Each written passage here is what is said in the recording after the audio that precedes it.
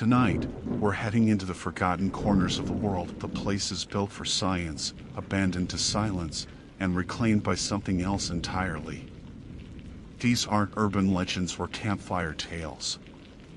These are real accounts from researchers, contractors, and explorers who stepped into derelict facilities and walked away with stories they still can't explain. Cut to flickering hallways, rusted equipment, empty bunks. From Arctic weather outposts buried in snowdrifts to desert labs left mid-experiment.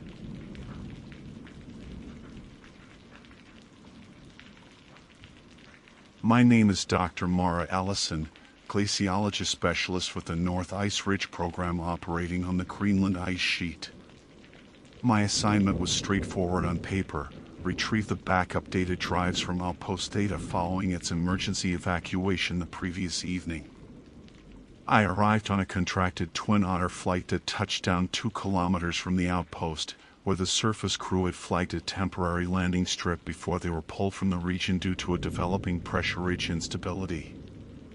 The pilot didn't speak much. He barely waited for me to unstrap my gear before he was airborne again, leaving me alone in the flat white silence with only the distant outline of the station's modular structures visible through drifting spindrift. At that moment I remember thinking how strange it felt to approach a place I'd worked in years prior, familiar enough to recognize from its silhouette, but wrong in a way I couldn't explain. I walked the flagged route toward the outpost, each reflective marker rattling gently in the steady wind sweeping down from the ridge. The air temperature was -36°C with minimal humidity, the kind of cold that steals breath even through a mask.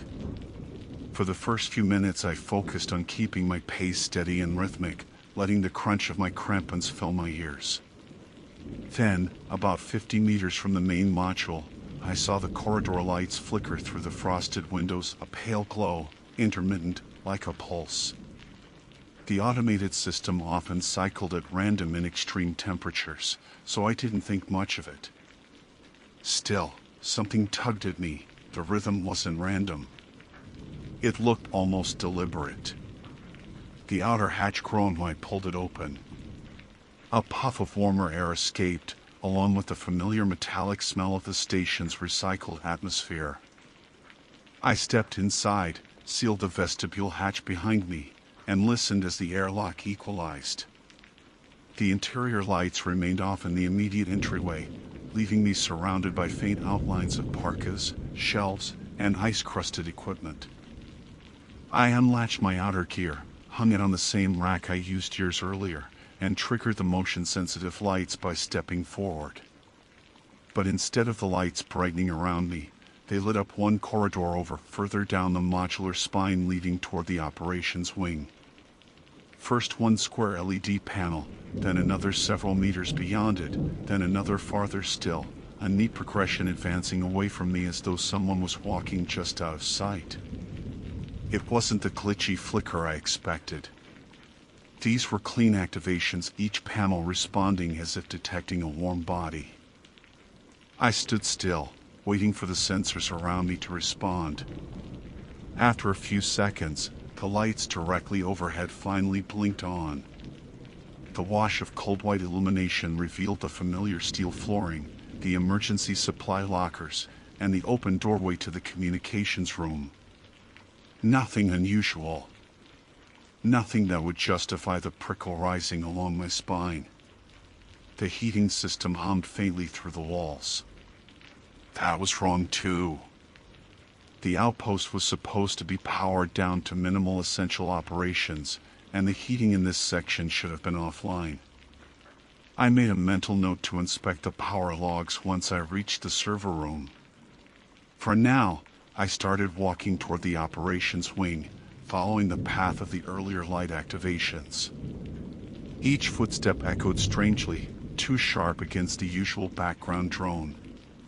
Without a full staff presence, the station sounded hollow, as if every noise had a second or two to settle before the next one replaced it. At the first junction, I paused again. The lights ahead were on. The corridor behind me was dimming back to darkness. I tested the theory by stepping backward. The panel behind me flickered to life, proving the sensors worked. Then why had the ones ahead activated earlier, when I wasn't there? I continued walking, passing the hydroponics module and the long-disused observation nook containing the cracked thermal pane we'd never gotten around to replacing. A thin crust of ice had formed along its base, fed by microscopic air leaks and months of unattended condensation. I moved on, keeping my breathing steady. Whatever anomaly was triggering the sensors, it wouldn't change my job. The data drives were critical, containing months of climate modeling inputs we couldn't afford to lose. My boots clanged lightly as I approached the server room vestibule. The final set of lights snapped on ahead of me, as if pulling me the rest of the way. The server room's exterior door was frosted over from the inside, a thin milky film across the glass. That struck me as odd. The interior temperature of the server room typically ran warm to counteract heat losses. Frost meant the environmental controls were malfunctioning, or someone had opened the door for too long earlier. I stepped closer. My breath fogged across my mask filter. Through the frost, I could just make out the faint red glow of standby LEDs inside. That was normal. What wasn't normal was the perfectly formed handprint on the frosted glass, fresh enough that the moisture hadn't yet refrozen around its edges. 5 clean fingers, a defined palm, and a smudge where someone's wrist had trailed downward. I lifted my hand to compare. The size didn't match. The angle didn't match. And I hadn't touched the glass. A faint static sound drifted from inside the server room. I leaned closer, pressing my ear near the seam between the door and the frame. It wasn't electrical buzzing. It was softer, almost like breathing filtered through layers of insulation. I felt a cold thread of unease wind through my chest. The station was evacuated as of last night. I had the manifest. I had the clearance code. No one should be inside. I steadied myself, reached for the access panel, and keyed in the override code. The lock clicked, the frost cracked, and warm air mixed with cold air in a ghostly swirl as I pushed the door open. My eyes adjusted to the low red lighting. Someone had been in here. Recently. And they might still be. The corridor lights advanced toward the server room in clean, sharp intervals, each panel snapping on with that unmistakable sensor-driven click that should only happen when a warm moving body passed beneath it. I didn't move at first. I just watched the pattern approach, the light blooming closer and closer down the straight metal spine of the hallway. My hand tightened around the strap of the transport case. There was no airflow disturbance, no mechanical vibration under my boots, nothing that should have triggered the sequence. And yet the lights behaved exactly as they would if someone were walking steadily toward me, completely unhurried, completely certain I hadn't gone anywhere. When the final panel before the threshold switched on, I stepped back, positioning myself between 2 server racks. I wasn't hiding, I simply needed the angle. I needed to see the corridor without placing myself directly in the doorway like an easy silhouette. The red LED glow across the racks cast shifting shadows that twitched slightly with the movement of the cooling fans. I kept my breathing steady, resisting the urge to fog my visor too much. No shadow appeared in the doorway. No footsteps followed. The lights just stayed on. After a few seconds, I leaned slightly toward the frame and scanned the corridor again. Still empty. Still silent. The long linear hum of the station's ventilation remained constant. Nothing moved, nothing shifted, nothing suggested anything living had passed through. But the activation pattern was undeniable. Something had crossed those sensors. I stepped to the doorway, not through it, and did a slow, methodical sweep of the corridor with my flashlight. The beam cut through the brightness like a cold blade, slicing across the ice-crusted corners of the wall seams, the emergency cabinet, the floor panels. Everything was still. My brain cataloged every data point: lack of footprints, lack of breath fog, absence of condensation. The logic was clear: no one was physically out there. And yet something had moved. The sooner I got back to the main module, the better. If someone was inside the station, intentionally avoiding me, their behavior was already unpredictable. If it wasn't a person, if it was a mechanical fault, then the situation could escalate into a systems failure. Either way, lingering helped no one. I sealed the server room behind me, making sure the latch clicked fully. The frost on the glass shimmered faintly as the warmer interior air settled. There was no new handprint. I didn't know if that made me feel better or worse. With the transport case secure at my side, I started back the way I'd come. My footsteps echoed sharply against the flooring, every metallic tap sounding louder than it had earlier. The emptiness of Outpost Theta wasn't peaceful the way old ice stations sometimes are. It felt reactive. Like the structure was holding a breath. Like the air itself was listening. Halfway down the corridor, the light at the far end flicked off. Not dimmed gradually. Just off. Then another panel behind it went dark. Then another. They were shutting down in a pattern now, moving toward me instead of away. My pulse ticked. I moved faster, keeping my footfalls quiet, controlled. The dark was sweeping forward like a slow wave swallowing the corridor. LEDs shouldn't behave this way unless the grid was destabilizing, but the power logs in the server room hadn't shown any such malfunction. The light nearest me buzzed, flickered, and then cut out. A soft, rising whine filled the corridor for a second before stabilizing into silence. I clicked on my flashlight. The narrow beam carved a cone of visibility ahead of me, scattering across ice crystals that coated the uneven seams of the metal walls. The shadows stretched long and sharp behind me, following me like something attached to my heels. I kept walking. Near the operations wing junction, the emergency panel suddenly lit up, a vivid red square glowing from within its frosted casing. I stopped so abruptly my boots scraped the floor. The emergency panel should only activate under specific conditions: system override, fire suppression, or manual trigger. None of those made sense here.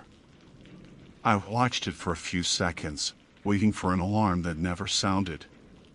When I stepped closer, I saw what had activated it. The protective cover was smeared along its lower edge where frost had melted into uneven streaks. Beneath the glossed patch, on the metal surface, was another handprint. Slightly distorted, but unmistakably recent. The same size as the one on the server room glass.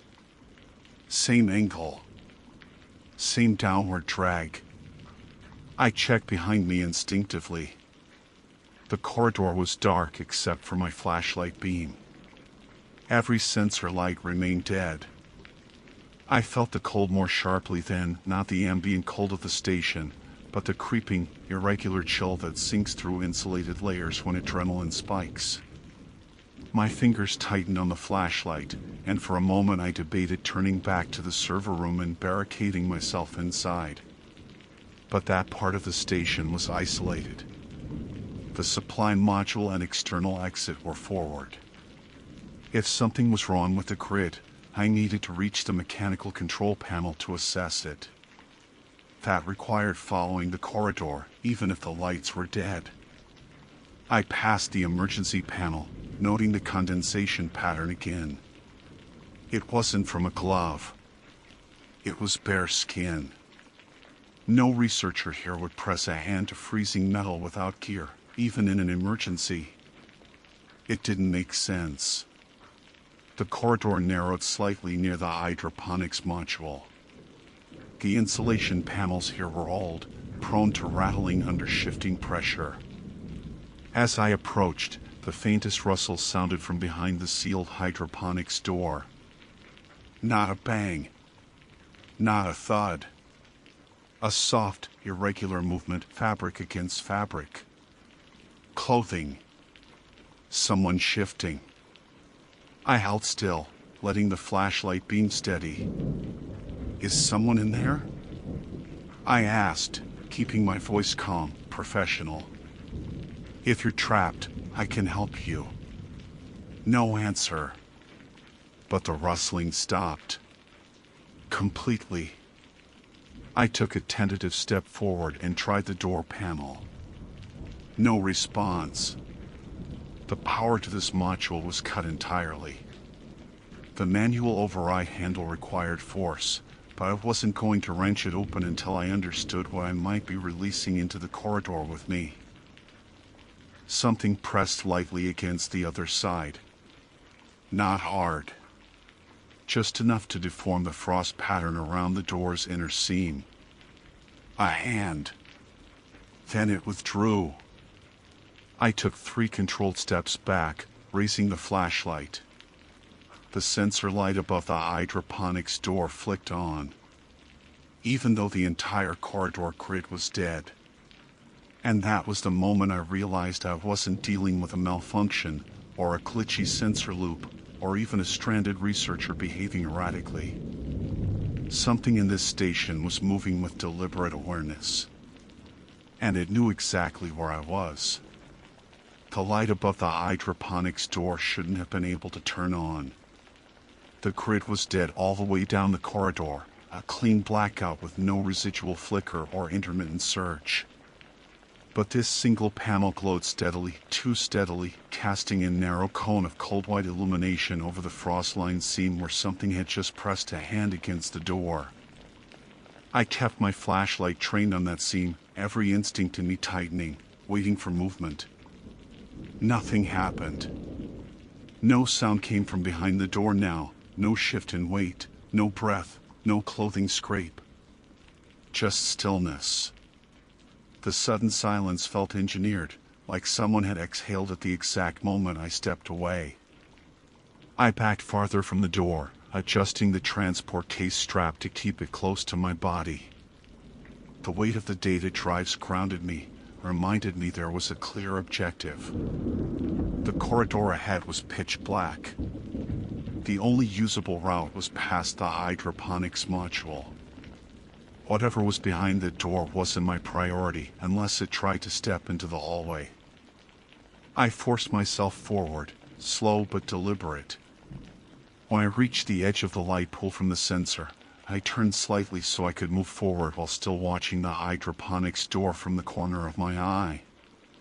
Something about the angle, the glow on the edges of the frost, made the scene look whiter than it had earlier, like the inner pressure had warped the seal.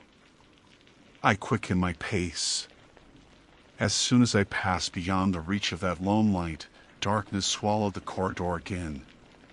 The beam from my flashlight felt too narrow now, like it carved only a needle-thin path through the black. The silence behind me didn't change. That was somehow worse. I reached the operations wing junction and stopped to steady myself. My breath fogged into a thin plume that rolled upward, forming small droplets across the top edge of my visor. The operations wing ahead of me was the only path toward the main module and the exterior exit.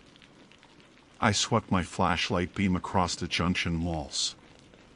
The reflective paneling caught the light strangely, as if tiny moisture crystals were forming, melting, and reforming in a loop too fast for the station's temperature to justify. I blinked, leaned closer, and watched. The crystals stopped shifting immediately, like they'd frozen in place the moment I paid attention to them. I moved on. The operations wing was narrower, and the acoustics changed. Every footstep gained an extra echo, a faint second sound that trailed just half a beat behind. At first, I chalked it up to sound bouncing between the denser insulation layers in this part of the structure.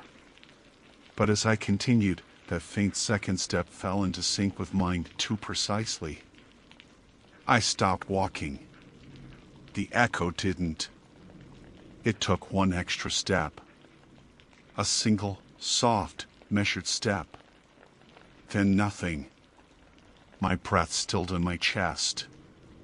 I turned, sweeping the flashlight behind me. The corridor was empty. The darkness lay flat and undisturbed. I took one step backward, deliberately shifting my weight. My boot made a muffled clang.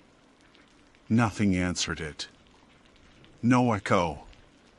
No second step. It only happened when I wasn't listening for it. I continued forward, keeping the flashlight angled to catch movement from behind if it happened again.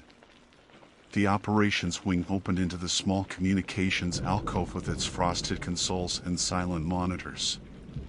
The evacuation logs were still visible on the main display, time-stamped, orderly, complete. No last-minute changes. No unauthorized entries. The station had been empty for hours before I arrived. Yet someone had manually reset the environmental controls at 3:52. Someone had walked the corridors ahead of me. Someone had touched the emergency panel. Or something had mimicked all of those actions with enough precision to deceive the sensors. I pushed on toward the airlock leading to the equipment vestibule. That airlock was the last barrier before the exit tunnel connecting to the external hatch.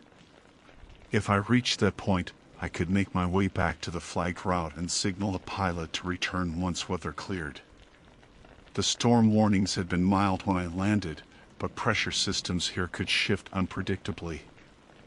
Just before I reached the vestibule, the temperature dropped without warning. Not gradually, a sudden plunge so sharp it bit through my gloves. My flashlight beam flickered for a moment as the battery reacted to the cold. I shielded the casing with my hand and kept walking until my boot hit something soft on the floor. I froze. The floor of the operations wing was metal grate, a rigid, unyielding surface. Nothing soft should be on it. I swept the flashlight downward. A glove lay on the floor. Not one of the standard issue EVA gloves used by the North Ice Ridge program. This one was thinner, older, the kind issued before the station overhaul 4 years ago. The fabric along the palm was torn, the insulation poking through in a pale tuft.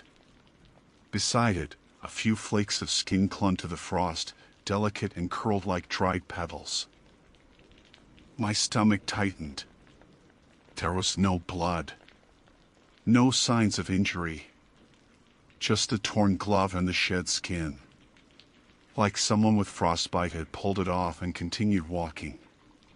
A soft vibration tremored through the floor beneath my feet.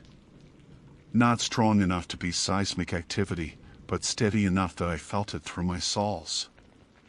A hum followed, low, resonant, coming from deeper in the station. Not mechanical. Not electrical. It was rhythmic. Like breathing.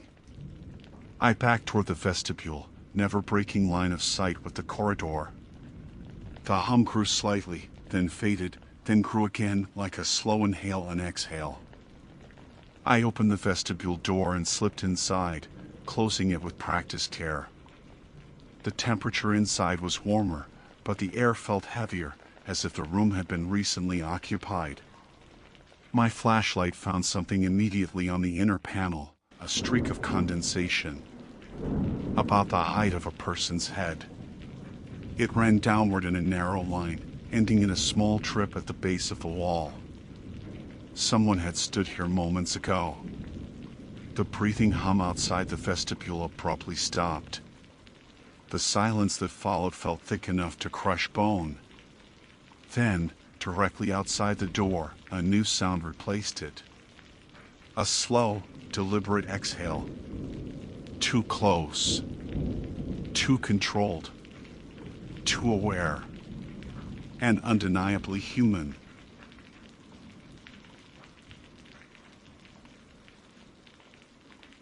My name is Daniel Rusk, contract satellite technician assigned to Northern Region Maintenance for the Canadian Atmospheric Relay Network. On the morning of February 14th, at precisely 6:42 hours, my department registered an anomalous emergency distress ping originating from Cabin 4 of the Eisenbrook Atmospheric Monitoring Station, an outpost in the Yukon that had been officially decommissioned 3 years prior.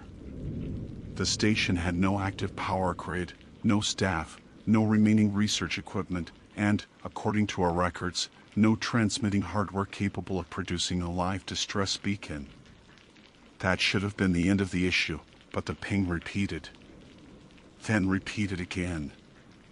Each cycle was identical, down to the millisecond, as if something was manually broadcasting it on a loop from a dead building 200 kilometers from the nearest maintained road. I flew out as soon as weather allowed. I'd done maintenance runs at dozens of northern stations, so I wasn't new to isolated buildings, collapsed roofs, or the quiet that sinks into your lungs out there. But as the heli pilot dropped me on the ice pack pad and the rotors kicked up a wall of dry snow, I felt something I couldn't nail down, just a small wrongness, like a pressure change behind my ears. Maybe it was the cold. Maybe lack of sleep. Maybe the fact that Cabin 4 was the one structure from Eisenbrook I'd never actually set foot in, despite the dozen times I'd been to the facility before it shut down. The pilot didn't cut the engine. He leaned out, shouted over the wash that he'd circle and return in 4 hours, or earlier if the weather snapped. These flights were short, expensive, and tightly timed. I gave him a thumbs up and started toward the cabins. The compound was a smear of white and wood against endless snow. 4 cabins in total, 1, 2, 3, and then Cabin 4 sitting slightly apart on a shallow rise, as if someone had built it last and realized too late it didn't quite fit. I crunched across the ice, my boots sinking a little with each step, the cold so sharp it stung through my thermal mask. Even from a distance, I could tell Cabin 4 looked wrong. Not damaged, just wrong. The others were sagging, frosted, sun-bleached. Normal for their age. But Cabin 4 looked untouched, like it had been dusted off overnight. The peaked roof was clear of heavy snow. The steps looked swept. Even the windows were surprisingly clean, unmarred except for a thin sheet of hoarfrost spiderwebbing across the inside. I kept telling myself maybe the wind had shifted just right, or maybe animals had packed down snow around it. Nothing supernatural, nothing impossible. Just conditions. The distress beacon should have been mounted on the pole outside. I scanned it. No power. No indicator lights. When I brushed snow off the casing, the metal inside was corroded, the wiring disconnected as if someone had ripped out the power coupling. There was absolutely no physical way this thing should have been transmitting a signal, much less the repeated, perfectly timed SOS loop we'd been receiving all morning. I unzipped my case, set down the portable analyzer, and hooked it directly to the beacon. 0 voltage. 0 functionality. The analyzer clocked the last possible transmission from this hardware at 36 months ago. That tracked with the shutdown date, which meant the signal had to be coming from inside the cabin. I didn't want to go in yet. I told myself I needed more baseline readings first. But the truth is I stood there staring at the door longer than I should have, listening to the nothingness of the Yukon. It wasn't silent wind raked across the snow, ice cracked under shifting temperature. But there was an absence, the kind you only hear in buildings where people used to live. A hollow inside the hollow. I approached the steps, testing them with my boot. Solid. I clicked on my headlamp and pushed the door. It swung inward with a long, soft sigh, like the cabin exhaling. Inside was colder than outside. Not possible, but I felt it immediately, an air stillness that pulled heat from my cheeks faster than the wind ever could. The first thing I noticed was the dust. Or more accurately, the lack of it. The tables, shelves, old monitoring racks, each surface should have been coated with a film after 3 Yukon winters. Instead, they looked wiped clean. I walked in slowly, every step loud on the wooden floorboards. The room was exactly as I remembered it from years ago, minus people and minus the scattered papers that used to litter the workstation. Everything was too tidy. Too intentional. Against the far wall sat the old radio console. It shouldn't have been there. I watched them remove all active radio equipment before shutdown. But here it was a different model, bulkier, older, like something taken from storage and placed deliberately where the newer set had once been. The dials were dark. The power cable lay unplugged, coiled neatly beside the table leg. I approached anyway, because my job was literal, locate the source of the distress signal. And this piece of equipment, this dusty relic, was the only candidate. I leaned in to inspect the front panel. The radio crackled. Just one tiny burst of static, sharp enough to sting my ears. It made me jerk back. Nothing should have made that sound. No power. No live wires. No battery pack hooked in. I reached toward it again. The radio crackled a second time. Then a third. Louder. I lifted my hand slowly, as if the air between me and the device might snap. The radio clicked. Not static. A click like a button being depressed. Then, in a sound so faint I almost convinced myself I misheard it, a voice whispered through the speaker. Not a stranger's voice. My voice. It said my name in a long, breathless exhale. Daniel. The room felt like it folded in on itself. And then the radio spoke again. The radio didn't just speak my name, it lingered on it, almost testing the shape of the word, like someone learning how to breathe through a throat they hadn't used in a long time. The sound wasn't perfect. It had the crackling distortion of a worn tape, but underneath that, I could hear the cadence of my own voice. My inflection. My breathing. My exact tone. That was the detail that froze me. A radio can malfunction. A speaker can pop. Old capacitors can squeal when they discharge. But nothing about the mechanics of radios, digital or analog, can fabricate a human voice without a signal. And nothing without power can do anything at all. I stepped back until the backs of my thighs hit the table behind me. My gloves felt too thick, too clumsy, and I pulled them off so I could touch the console with bare skin. My fingers brushed the top panel. Cold. Not the cold of the room. A deeper cold, like the metal had been refrigerated. Or like it hadn't held ambient heat in years. The radio clicked again. Daniel. Still my voice. Still wrong. I knelt down, pulled the housing panel off, and exposed the interior. No battery. No capacitor. No board. It was gutted. Completely hollow, an empty shell of a device. Wires dangled uselessly like cut veins. Dust had settled inside even though the outer cabin was strangely clean. There was no universe where this thing should make sound. I reached for my handheld analyzer, trying to steady my mind around explanations. Maybe there was another device in the cabin broadcasting the audio.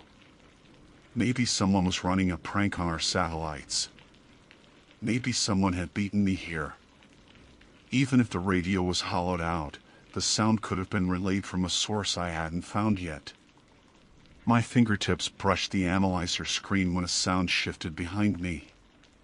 Footsteps. No, just one step. A creak in the wooden floorboards by the doorway. I whipped around. Nothing. But the door I'd left half open now hung fully open, swinging slightly inward, as if someone had just walked through it and left it rocking. The wind could have done it. The building settling could have done it. 1,000 normal things could have done it. But none of those normal things explained the footprints. My boots had left clear impressions in the fine frost dusting the floor. I could trace my path from the door to the radio console. But alongside my prints, half overlapping them, half veering away, were another set. Bare. Human. Small. Toes splayed slightly outward. The frost melted in little circles beneath each print, like whoever made them had warm skin moments earlier. I didn't move for several seconds. Breath puffed from my lips in slow white clouds. The air around me felt heavier, as if the cabin itself was holding a breath. The bare footprints led toward the far wall, toward the storage room. The door to that room sat closed, but the footprint stopped right in front of it. Not going in. Not leaving. Just stopping. I approached them, slow as a man walking toward a cliff edge. The boards beneath the frost creaked with every shift of my weight. I crouched down to look closer. The prints weren't childish. They were adult-sized, just narrower, thinner, like someone underweight. The spaced toes indicated balance. The faint heel dig showed whoever made them had been standing, watching the main room, watching me. I reached toward the storage room door and laid my palm against the wood. Cold. Not frozen like the radio, just cold like the rest of the cabin. I pressed my ear to the door. Silence. No movement. No breath. No shift in air pressure. I turned the handle. It didn't budge. Locked. But I remembered the station layout from years ago. None of these interior doors had locks. The research team had removed them to avoid accidental lock-ins during power outages. I leaned closer, testing with more force. It held fast, resisting like the building itself was bracing against me. Then the radio behind me crackled. This time, it wasn't my name. It was breathing. Long, slow, ragged breathing. My own rhythm again, but wrong in a way I couldn't articulate, like a recording slightly distinct from the original source. I turned back to the main room, pulse hammering in my throat. The radio remained dark. The handheld analyzer, still on the floor where I dropped it, blinked with a faint signal reading a low-frequency sweep that didn't match any distress beacon pattern I'd ever seen. I moved toward it. The radio breathed harder. I froze mid-step. The breathing wasn't coming from the speaker anymore. It filled the room, soft, heavy, human breathing coming from somewhere above or behind me. It sounded like someone trying to stay quiet but failing. A soft inhale. A shaky exhale. Close enough I could feel my throat tighten in response. I spun around, scanning every corner of the cabin. No one. Nothing. Just frost, wood, old equipment, and my own shadow vibrating with the tremble in my legs. The breathing cut off abruptly. And then the radio spoke again, in a voice I couldn't bear to hear. Not because it was mine, but because it said something I had never spoken. Don't open it. I whipped toward the storage room door. The voice had come from the radio. but the words had come from behind the door. A faint whisper. Too soft to be distinct, but unmistakably real. A whisper shaped by human throat and human breath. I backed up several steps, forcing myself to think instead of react. The cabin wasn't powered. The beacon outside was dead. The radio was gutted. The interior door had no lock. The footprints weren't mine. The whisper wasn't mine. Someone was inside that storage room. Someone who didn't want me to open the door. Someone who had been close enough to breathe beside me.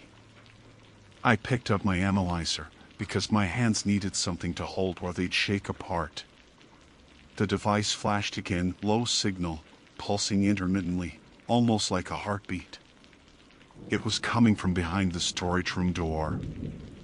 A rational explanation existed.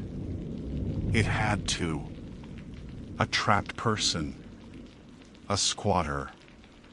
A lost researcher who never left during shutdown. Someone hiding. Someone in trouble. A human explanation. But I couldn't shake the detail that broke the logic. No human could have survived inside an unheated Yukon cabin for 3 years. Not without gear. Not without supplies that weren't here. Not without leaving prints older than an hour. The whisper came again. Closer. Daniel. Not from the radio this time. From the storage room. The whisper of my name coming from behind that storage room door didn't sound like the distorted radio mimic. It was clearer. Close. Human. Weak. Like someone whose throat had forgotten how to shape words. I stepped back until my shoulder hit the nearest workstation counter. My fingers were starting to numb, partly from the cold, partly from adrenaline pooling in my joints. I forced myself to slow my breathing, but the air still left my lungs in quick, shaky bursts. Someone was in there. That was the only explanation that fit the physical signs. The footprints. The whisper. The breath I heard earlier. It all pointed to a real, living person. But the facts refused to align with that conclusion. 3 years. No heat.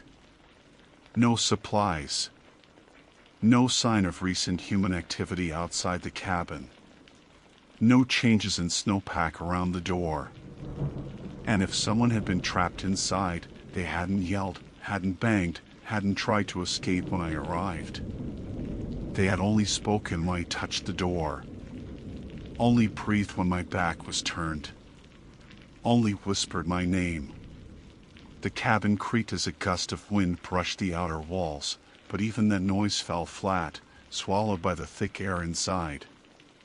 I approached the door again, stopping just short of the final footprint.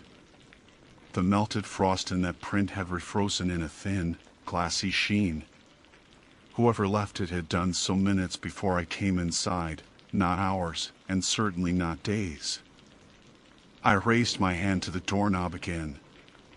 My fingertips hovered millimeters above the metal. Don't open. The voice struggled through the door. Not angry. Not threatening. Frightened. The terror in that whisper hit me harder than anything else. Not because it sounded supernatural, it didn't. It sounded like a person who had run out of options. Someone who had no strength left except for those 2 words. I swallowed hard. Are you injured? Can you hear me? Silence. Just when I thought I'd imagined asking, a faint sound answered. A touch. Fingertips brushing the inside of the door. Too light to be knocking. Too deliberate to be accidental. I unhooked the emergency thermal cutter from my pack. Not to cut the door, just so I had something that felt like control. The cutter's handle warmed my palm, reassuringly solid, something that behaved the way physics said it should. I forced the doorknob again. Still locked. Still impossible. Unless something was physically holding it shut from the other side. I braced my shoulder against the wood and pushed harder. The door groaned but didn't open. My weight pressed the boards under my boots until they bowed slightly, but the door held firm, unmoving. Then something changed. The radio behind me clicked again. Not static this time. Not my voice. A distress ping. A clean, unmistakable atmospheric emergency beacon ping, the same signature we'd been receiving for hours, except this one came from inside the cabin, not the dead hardware outside. I spun around, adrenaline snapping my focus in two directions at once. The radio console, still dark, still dead, emitted another crisp ping. Then another. The sound was too clean to come from an unpowered speaker. It sounded like it was being played through the air, not the machine. Behind the door, the whisper returned. Don't let it. The voice cut out abruptly, smothered mid-syllable like someone had covered a mouth. I stepped back from the door so hard my shoulder hit the wall. My brain scrabbled for any explanation that made physical sense. Someone inside. Someone outside. Acoustic anomalies. Broken equipment. Sleep deprivation. The cold hallucinating through my nerves. But then I saw it, the detail that broke whatever logic I had left. Under the storage room door, where the thin line of darkness separated the floor from the frame, a faint flicker of light pulsed. Not bright. Not warm. Pale. Rhythmic. Almost like a heartbeat. The same rhythm as the ping. Ping. Flicker. Ping. Flicker. I crouched instinctively, lowering myself to look at the gap. The frost around the base of the door had melted in a perfect half circle, widening with each pulse of light, like the door was exhaling warm breath in time with the distress signal. I forced my voice out, steady as I could. If you can hear me, step back from the door. No answer. But the light stopped pulsing. The silence thickened until my inner ear started to ring. I reached toward the doorknob again, even though every instinct screamed not to. My fingers had barely touched the cold metal when a single knock hit the door from the inside. Not a fist. A knuckle. Soft. Precise.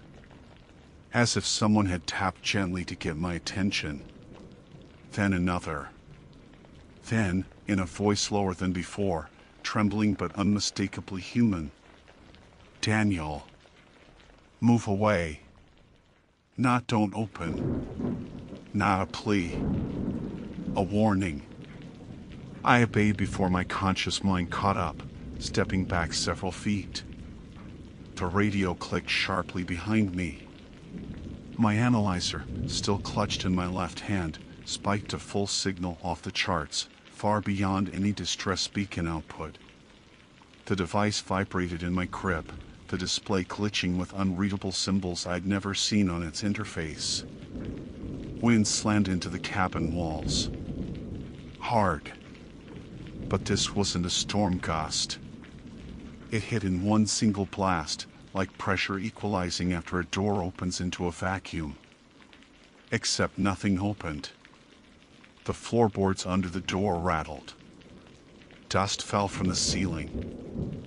My ears popped painfully, and the air pressure dropped so fast it punched a reflexive gasp out of my lungs. The footprints on the floor, my boots, the bare prints blurred slightly as frost evaporated in a sudden wave of warm air pushing out from behind the door. Not heat. Pressure. Displacement. Something behind that door had moved. Not toward me. Up. The ceiling creaked. A long, strained creak that traveled from one end of the cabin to the other overhead, like weight shifting on old beams. I stared up, pulse hammering against my ribs. Daniel. This time the whisper didn't come from the door. It came from above it. Directly above it. I stepped back until I hit the far wall. The ceiling boards flexed downward, softly, almost imperceptibly, but enough to shed a thin rain of dust. Something pressed against them. Something heavy. Something human-shaped or close to it. The whisper came again. Not a warning this time. A plea. Help. My throat tightened. My rational brain screamed to get out. To leave the cabin. To radio the pilot. To mark the coordinates and wait for backup. But something inside me, something as stubborn as it was terrified, kept my feet rooted to the floor. Because the one thing I couldn't explain, no matter how hard I tried, was this. The voice didn't just sound like mine. It sounded like someone who had been trying to reach me for a very long time. I took one breath, steadying myself. Then I stepped forward.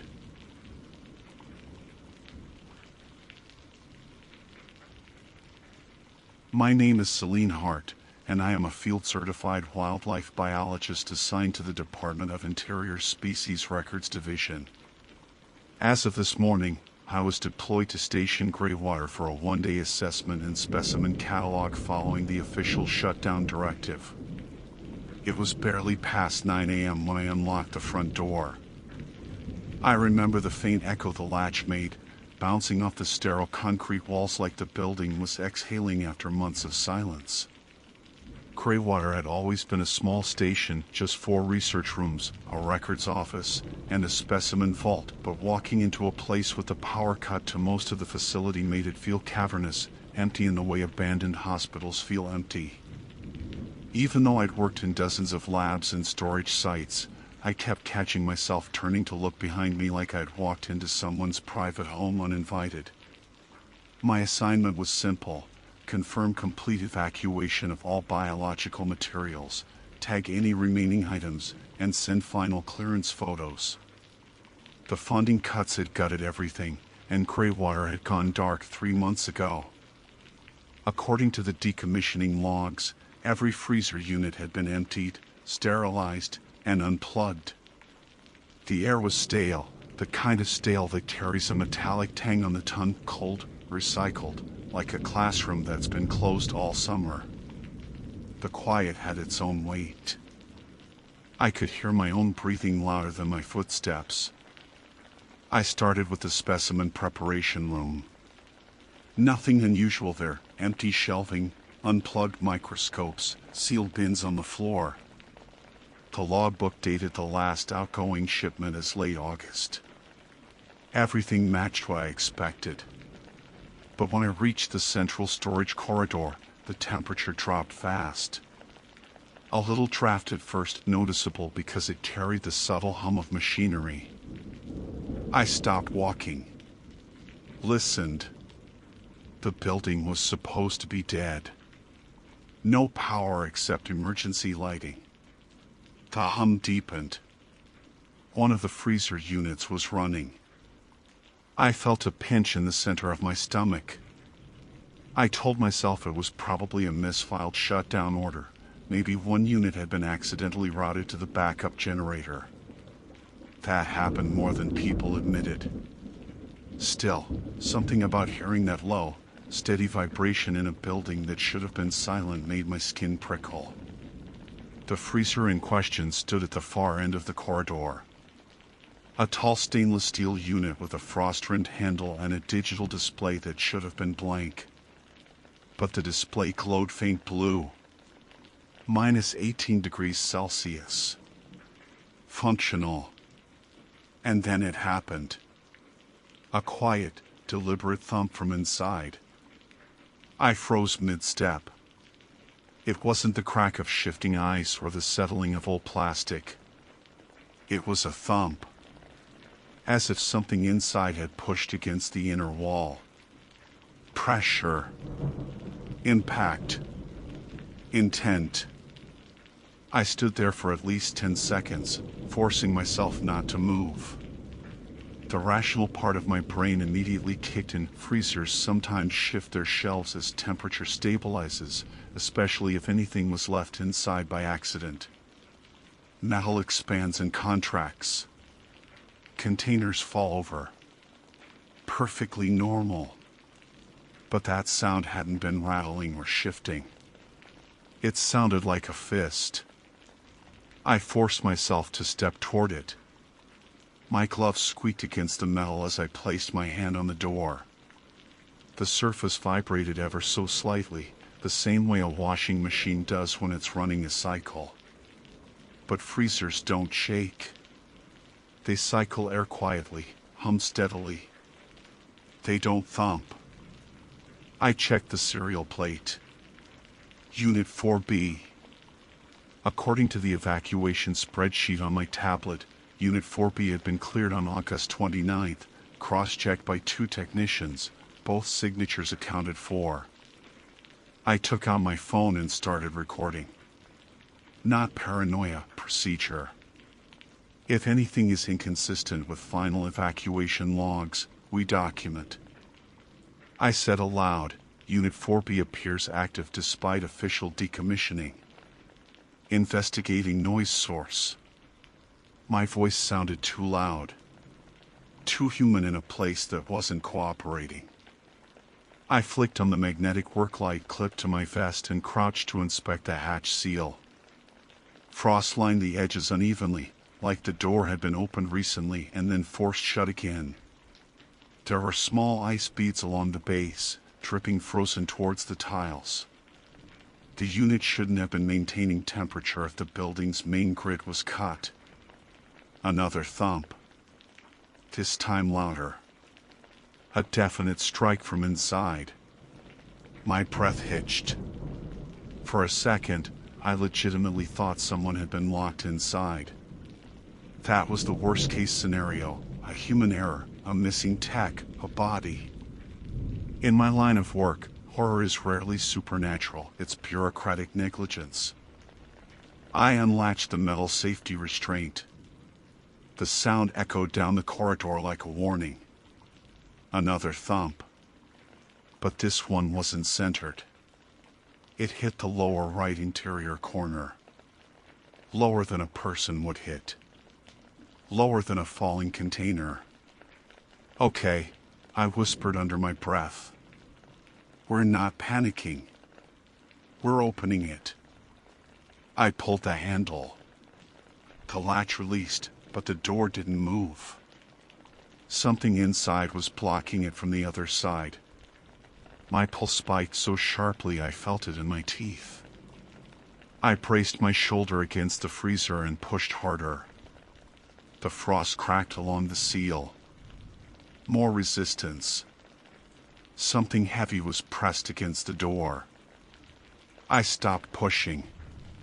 There was no scenario where a blocked freezer door in an abandoned research outpost ended well. Rules said, call for backup. Report anomaly. Wait. But I was alone, no radio signal inside the building, and the nearest ranger station was an hour away by road. The hum deepened again. Whatever was inside shifted. Slowly. Methodically. There was no mistaking it that time. Something alive was on the other side. My throat tightened as instinct yanked every rational decision out from under me. I backed 3 steps away and kept my eyes locked on the freezer, half expecting the door to burst outward or the metal to bend. It didn't move. The hum steadied. Silence.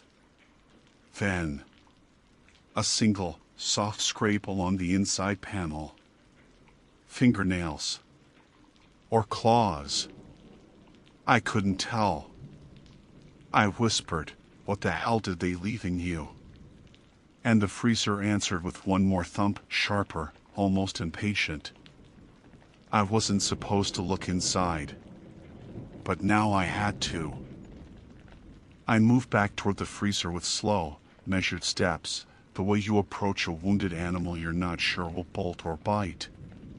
The magnetic work light on my vest cast a cold, circular pull against the stainless steel, making the frost glitter like tiny glass shards.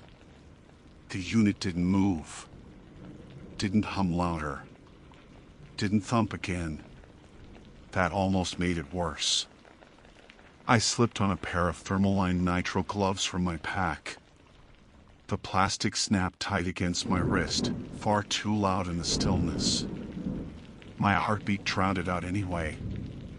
I took a slow breath and braced my hand around the freezer handle again.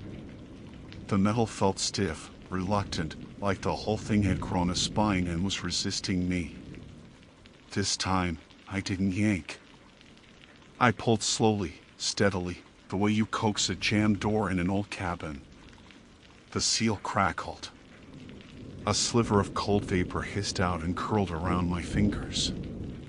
The gap widened by maybe half an inch, just enough for more frost to spill onto the floor.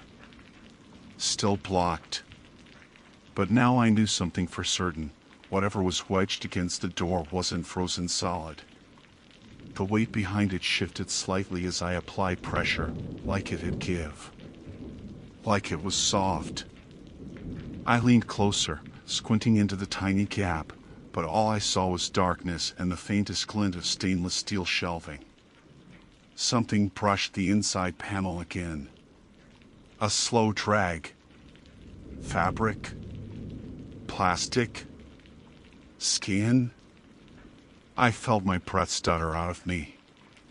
My brain kept cycling through possibilities: an animal that somehow got inside, a specimen left behind that thawed, a raccoon or fox that squeezed in before shutdown, but none of those made sense. Backup power wasn't supposed to run this unit. And predators don't quietly line themselves up behind a sealed freezer door like they're waiting for someone to open it. Against all professional training, I lowered myself to the tile floor and tried peeking under the door. The gap was too narrow, but cold air poured out in steady waves, carrying a sterile chemical scent I recognized instantly: cryogenic preservatives. But older. Staler. Like something that had been sealed too long. I stood again, wiped my palms against my jacket, and whispered to no one but myself, "Okay. We're going to do this properly." I crossed the corridor to the emergency power box, its cover still hanging open from the shutdown process. A laminated sheet was taped beside it, freezer grid B, disconnected. Except the switch was flipped to on. That meant sometime between shutdown and today, someone came back and turned it on. I swallowed, feeling my throat stick like I tried to force down dry rice. Why? Why restart a single unit in an empty station? Why not log it? Why leave no note? I clicked my radio on instinct, forgetting there was no reception inside, and static washed over the speaker. The moment I lifted my thumb from the button, the freezer thumped again. Once. Like it had responded. I closed the power box and returned to the unit. I couldn't ignore it. Couldn't leave. My report had to explain everything, and I couldn't simply write "freezer was making strange noises." I left it alone. That would get flagged, reviewed, possibly returned for follow-up. No! I had to see what was inside. I unclipped the pry bar from my pack. Most wildlife stations kept one nearby for wedged storage bins or rusted locks. I always carried my own. The metal felt too heavy in my hand. I wedged the tip into the door lip and applied slow, steady leverage. The door gave another inch. The blockage inside shifted again, more distinctly this time. I froze. That sound, short, muffled movement was unmistakably organic. I pulled in a breath, stepped back, and tried the door with my hands again. This time, with the extra space the pry bar gave, it opened almost 2 full inches. Cold fog spilled out and crawled across the floor like it had weight. My stomach flipped when I finally saw something inside. Fabric. Cray, quilted fabric. A sleeve. Human. I recoiled so hard I slammed into the opposite wall. The impact rattled a metal clipboard off a hook, the clang ricocheting down the corridor. I stared at the freezer, the sleeve barely visible through the slit of light and vapor. Not moving. Not breathing. Not reacting. But the thumps. I stepped forward again, legs shaky, and forced myself to examine the fabric. The interior light of the unit was off, so I had to angle my work light to catch detail. The sleeve looked like insulated labware, the kind technicians use for cold storage work. The cuff was stiff with frost. But I saw no skin. No visible hand. The blockage had to be a body. A recent one, if it wasn't frozen solid. But then why had it moved? Why had it made noise? I pressed my ear to the door. Silence. But silence can be deceptive in cold spaces. Heat, gas, contraction, all can mimic movement. Rationally, I knew that. But something deeper, the primitive part of my brain, was screaming that I had just nearly opened a freezer on someone who might still be alive. Or had been alive recently. I took 3 more steady breaths, then went back to the power box and shut down freezer grid B entirely. The hum sputtered, warbled, and then died. The hallway exhaled with it. I returned to the freezer. The frost along the seal began melting almost instantly, dripping onto the floor. Good. Less resistance. I braced one hand on the door edge and pulled. This time, the door opened enough that I could fit my entire forearm through the gap. I choked back a surge of anxiety and pushed the blockage gently. It shifted. Not like a dead weight. More like someone slumped and rolled closer to center of gravity. The sleeve moved again, folding inward slightly, as if collapsing. It wasn't movement from inside the body, it was movement because I pushed it. The relief hit me hard and fast, followed immediately by dread.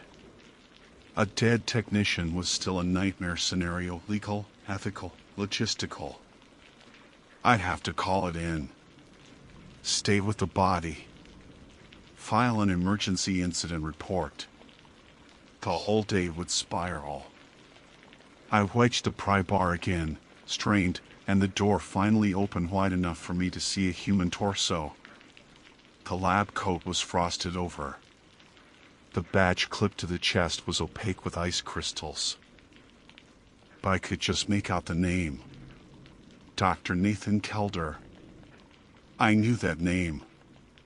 Everyone at Greywater knew it. He oversaw the closure process. Signed the final specimen clearance. Logged the freezer evacuations. And he had been declared missing 3 months ago. My blood went cold in a way the freezer couldn't replicate. His face was turned away, hair stiff with frost, cheek pressed against metal shelving. His arms hung unnaturally, elbows bent sharply inward like he'd curled into himself before collapsing.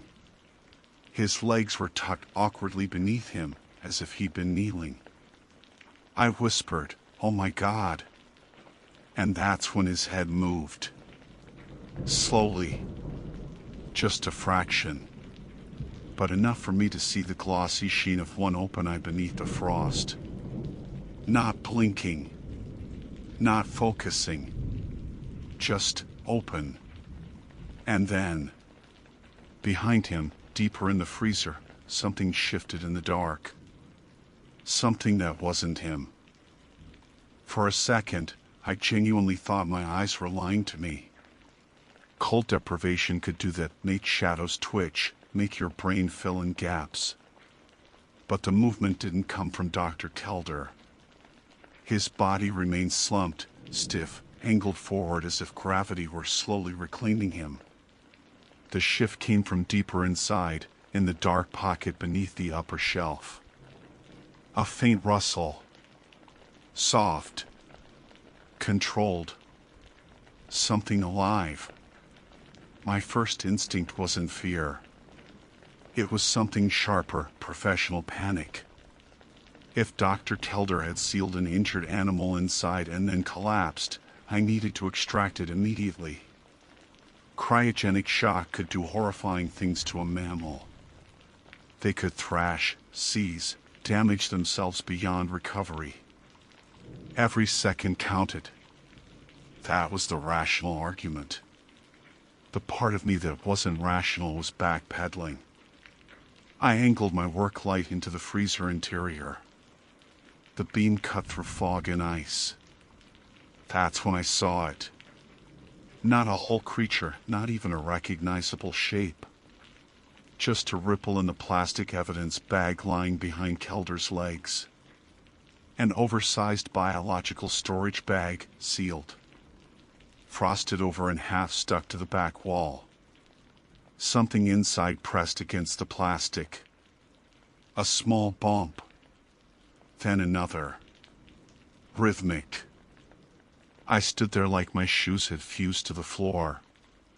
In all my years cataloging wildlife remains elk embryos, fetal mountain lions, preserved hawk chicks, I had never seen movement from a sealed specimen bag. I leaned closer, forcing a breath I didn't feel enter my lungs. The bumps weren't random. They had a pattern. A pause. Then 3 quick taps. Pause. One long drag along the interior seam, like something feeling for weak spots. Okay, I whispered, because the silence was unbearable. Okay, you're not supposed to exist. Behind me, the corridor creaked as the temperature equalized with the now-dead freezer. I forced myself to inch closer. I reached out and touched Kelder's shoulder, testing for any sign of warmth, stiffness, anything that would confirm how long he'd been in here.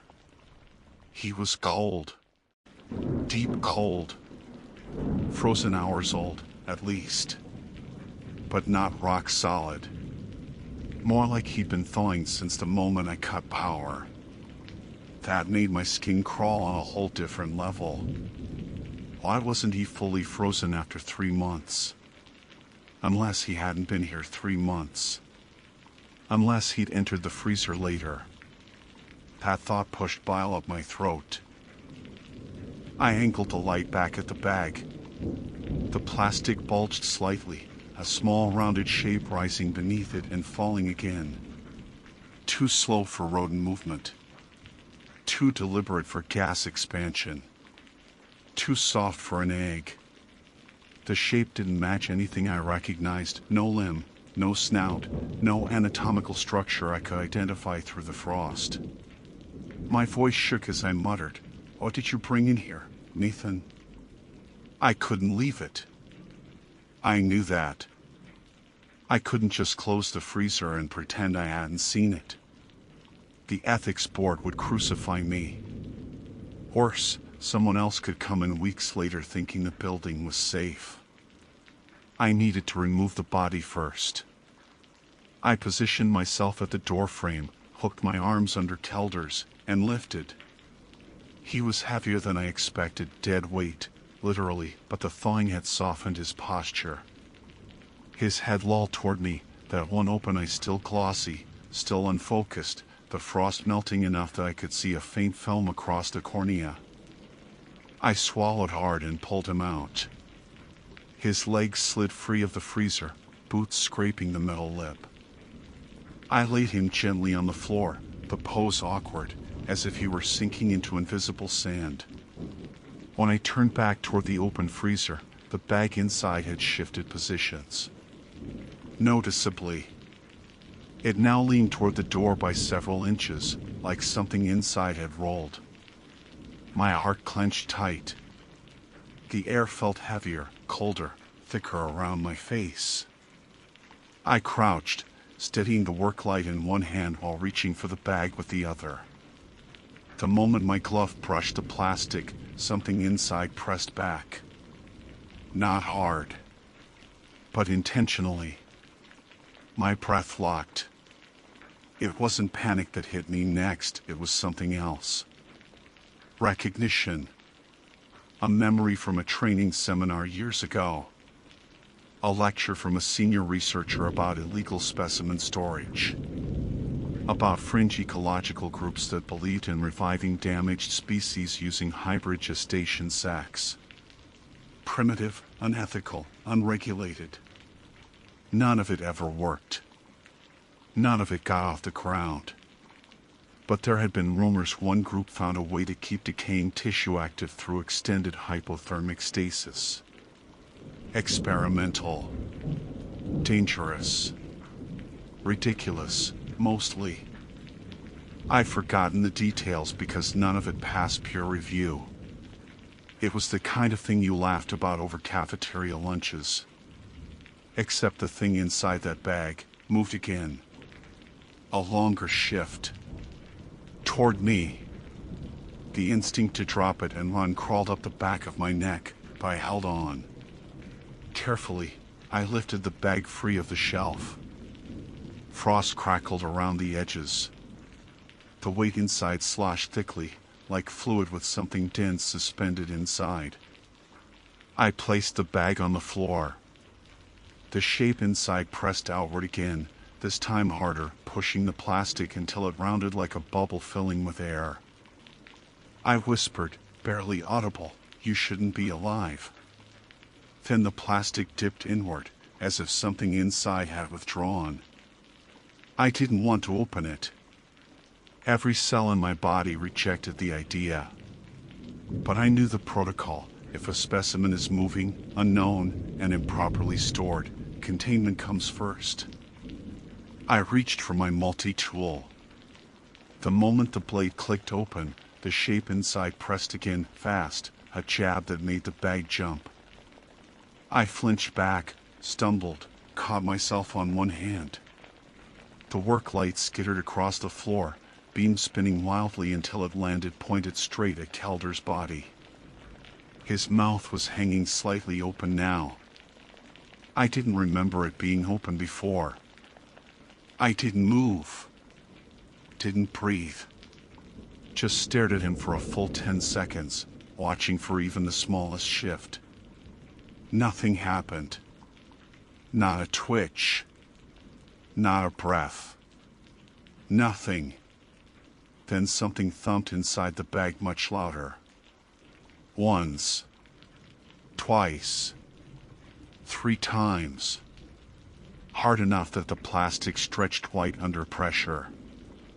I scrambled backward on instinct, my heartbeat pounding so hard it felt like a bruise forming under my ribs. The bag jerked again, once, a violent snap against the tile. Then it went still. Completely still. The silence that followed was so absolute it felt unnatural. I sat frozen, waiting for movement. 10 seconds. 20. A minute. Nothing. Just cold air thinning around my face and the soft drip of melting frost. My muscles were shaking, but I forced myself to reach for the bag again. If whatever was inside had died, finally, mercifully, I could at least contain it before it thawed further. I touched the plastic. Soft. Unmoving. I pressed my fingers gently along the edge to find the top seam. Then something slid across the inside surface, right beneath my palm. Slow. Deliberate. Tracing the outline of my hand from the other side. I jerked away so fast I nearly toppled over. My spine hit the wall. My vision blurred. That was no animal reflex. That was recognition. I stared at the bag, chest heaving. It slid again, just a few inches toward Telder's body, as if drawn to it. That's when I understood something I wish I never had to understand. Telder hadn't just hidden something in that freezer. He had been trying to trap it. And when he shut the door on himself, when he climbed inside, he'd been trying to keep everyone else out. The bag twitched again, and the freezer door behind me, unplugged, powerless, creaked as if something inside wanted it closed. Before the cold could fully drain out, before anything else could thaw, I did the only thing I could. I ran. All the way out of Station Greywater. All the way to my truck. And I didn't look back, not even when I heard the soft, distant thump from inside the building. The same thump I'd heard hours earlier. The one that made me open the freezer in the first place.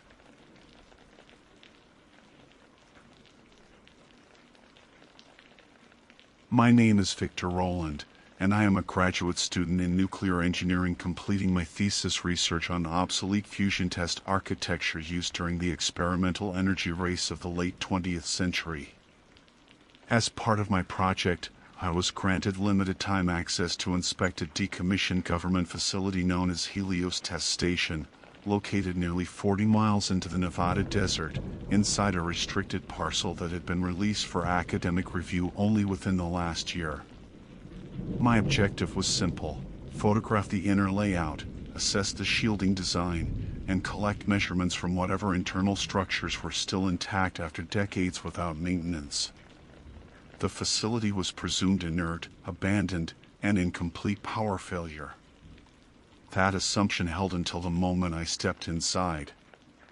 The heat outside felt like someone had pressed a broiler against the back of my neck, and yet, when I pushed the corroded metal door in, a wave of cool, stale air drifted past me. I thought it was just the difference between outside temperature and the shade inside, but even then there was something too intentional about the draft, like the building had exhaled after being shut tight for years. The hallway in front of me stretched long and straight, scattered with debris, peeling lead paint, and dust so thick it softened my footsteps. My boots left clear imprints behind me, crisp edges, a perfect record of my intrusion. That detail mattered later, more than I wanted. I took my time adjusting to the darkness. My flashlight beam sliced a pale line across old hazard placards and a radiation symbol so faded it looked like it had been scrubbed on purpose. The silence inside was heavy, almost pressurized, the kind of quiet you feel in your teeth. I made a voice memo, partly for my thesis, partly to soothe my nerves, entering Helios Test Station main corridor at 8:14. No active systems detected. Internal climate cooler than expected, likely due to subterranean architecture. The corridor bent right at a 90-degree angle, leading toward the primary control deck. My boots sank deeper into the dust as I approached, leaving clear tracks. That was the thing that stuck with me first, the overwhelming stillness, the decades of accumulated dust, the air so untouched that each step felt like vandalism. I reached the control deck and swept my light across the consoles. Buttons, levers, analog meters, all frozen in time. Rust bit into the metal edges. A few panels had been removed and tossed aside, leaving exposed wiring that sagged like dead vines. I documented everything mechanically, moving from one console to another, until I reached the main operator station. Above it was a thick observation window, yellowed with age, aimed toward the primary fusion testing chamber. The room beyond was dark except for my flashlight's reflection, and behind that reflection, nothing. Just silence and dust. That was when I first noticed the footprints. They were faint at the beginning, almost easy to dismiss as scuffs or shadows, but the more I followed the line of them, the more undeniable they became. A single path of boot prints in the dust. Fresh. Sharp-edged. Not degraded or crumbled like the rest of the surroundings. They began near the control deck stairs and led down the hall toward the inner laboratory wing. One set. One direction. A straight line. No returning path. I froze. I checked behind me, half expecting to see someone standing there, but my own tracks were the only ones visible. I followed the line with my flashlight again, slower this time, making sure I wasn't imagining it. The footprints were real. They weren't mine, they were spaced farther apart, like the person had a longer stride. The tread pattern was different too, a heavier boot, deeper sole. Someone had walked through here recently. Very recently. I reminded myself of the clearance paperwork, the timing of facility access, the security system that scanned me in at the outer gate. No one else was scheduled for entry today. The station had been locked. I had the only key for the entire inspection window. Yet the footprints continued down the hall. I swallowed a knot of dread and forced myself forward, recording another memo even though my voice shook. Significant disturbance present. Single trail of fresh prints leading toward reactor wing. No secondary tracks or return path noted. The hallway narrowed as I approached the reactor sector door. A massive blast shield slab, lined with old hydraulic hinges, loomed ahead. The door was shut, locked with the manual turn wheel engaged. That turn wheel should have taken an enormous amount of force to close from the inside. I hesitated before touching it, half expecting it to feel warm, as if someone had just turned it moments earlier. But the metal was ice cold. The footprints led right up to the threshold. Stopped. Turned slightly inward. And then vanished. They didn't turn around. They didn't double back. They went straight to the sealed door and stopped as if the person walked through it. I crouched, shining the flashlight closer to the base of the door. The dust was undisturbed anywhere else. If the door had been opened recently, there would have been drag lines, shifts in the dust, some kind of disturbance. But it was perfect. Pristine. Undisturbed for decades. I stood up slowly. My pulse had quickened into something sharp and uncomfortable. I tried the turn wheel. It groaned but didn't budge. The interior chamber was sealed, impossible to open without reactivating power to the hydraulic systems or without someone opening it from within.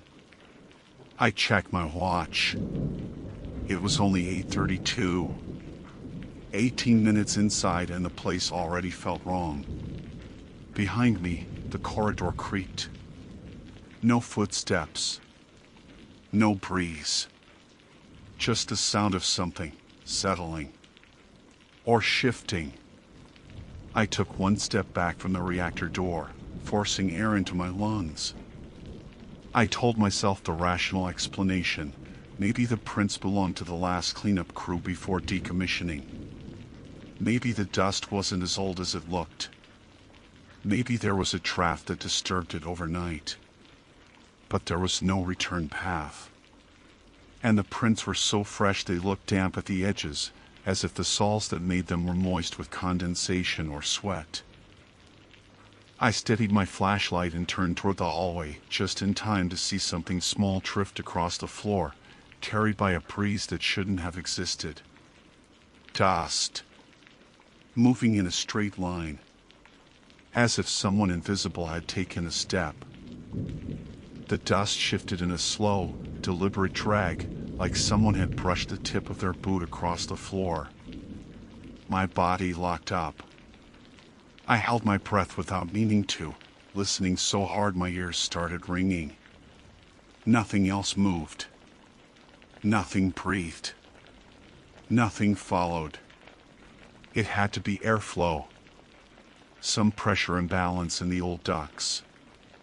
That was what I told myself as I walked backward a few steps, flashlight pinned toward the corridor. Even then, the rationalization didn't feel believable. The air inside the station had been dead still from the moment I entered. No hum of ventilation. No distant rumble of machinery. The entire structure was silent, a tomb sealed under layers of dust. I forced myself to move. Staying put only made the fear fester. I retraced the fresh footprints back toward the control deck, studying them more carefully this time. They were even stranger on the return walk. The tread was deep, meaning the person had weight or gear or both. But the boot size was unusual, longer, narrower at the toe. Almost military, but not quite a standard model I recognized. I took a photo with scale markers for my research notes, though I knew damn well I wasn't going to include this detail in my thesis. The prints were beginning to bother me on a deeper level, not because they existed, but because they were so deliberate. Each step perfectly straight. No hesitation in the stride. Whoever had walked ahead of me hadn't been searching for anything. They hadn't been lost. They had walked with a purpose, directly into a sealed room that no one had opened in decades. I returned to the control deck and made another voice memo, this one quieter, continuing survey. Observed unexplained airflow. Reassessing reactor room access after documenting remaining sectors. It wasn't like I had many alternatives. The outer door was a quarter-mile behind me. Going back now meant accepting that something had spooked me in an empty building, which I really didn't want to admit, not to myself, not to the research team, and definitely not to my advisor, who already suspected I wasn't cut out for fieldwork. So I continued down the adjacent corridor toward the diagnostics labs. The soles of my boots stuck to the dust a little more, now that I was hyper-aware of how every step marked the floor. The second hallway opened into a wide circular antechamber lined with thick steel doors, each stenciled with faded labels: coolant shielding, reactor AUX, neutron calibration. Every door was shut, and every centimeter of floor undisturbed, like no one had ever walked this way. Every door except one. The coolant shielding bay was cracked open about an inch. Just enough to see the blackness inside. Just enough to suggest someone had gone in, but not enough to see their trail. I checked the dust. No footprints. No drag marks. Nothing at all. That was impossible. If someone had pushed the door open, they would have stepped here. And yet the layer of dust right at the threshold looked untouched, as pristine as snowfall. I had to swallow my instinct to turn back. It was getting harder to explain things using the usual engineering mindset: input, output, mechanism, cause, effect. I stood with my hand hovering at the coolant bay door, telling myself it was probably just loose hinges or a pressure shift. Then something ticked in the darkness behind it. Not a scuttle. Not a trip. A tick. Sharp. Metallic.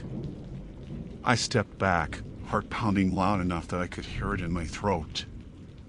I kept my flashlight steady, but I didn't open the door any further. I wasn't that reckless. Instead, I moved on, skirting the circular chamber until I reached the main diagnostic lab. The sliding door required manual force, and the moment I pushed it, a soft cascade of dust fell from the top frame. The door groaned loudly, so loudly it echoed deeper into the station, bouncing down hallways like a warning I hadn't meant to send. Inside the lab, old containment suits hung in a row like deflated shadows. Their face shields were fogged from age, but one of them had a streak on the inside, like someone had wiped it clean with the side of their hand. That was when I realized I was sweating. Badly. The cool air of the station was drying it quickly, but I felt damp along my back and under my arms. I wasn't panicking, not yet, but something deep inside me had started shifting from curiosity towards something colder. I forced myself to examine the instrumentation. It calmed me. It was something I could measure, record, describe. I walked between console rows, brushing off panels, taking photos of corrosion patterns, noting circuit designs. 10 minutes passed. Maybe 12. Long enough that I started to feel like I'd overreacted earlier. The coolant bay door was weird, sure. The footprints were weird, definitely. But old buildings make noises. Dust moves. Hinges shift. Then, from the hallway, the reactor door groaned. Not loud. Not dramatic. But a movement. Metal shifting against metal. My hand went cold. My flashlight flickered slightly as my grip tightened. I took 2 slow steps toward the lab entrance, stopping just at the threshold. The corridor outside was empty. But the sound came again, much clearer this time. A grinding, heavy creak, the kind that only comes from a hydraulic-assisted turnwheel being forced. The reactor chamber door. The one sealed shut. The one with footprints leading to it.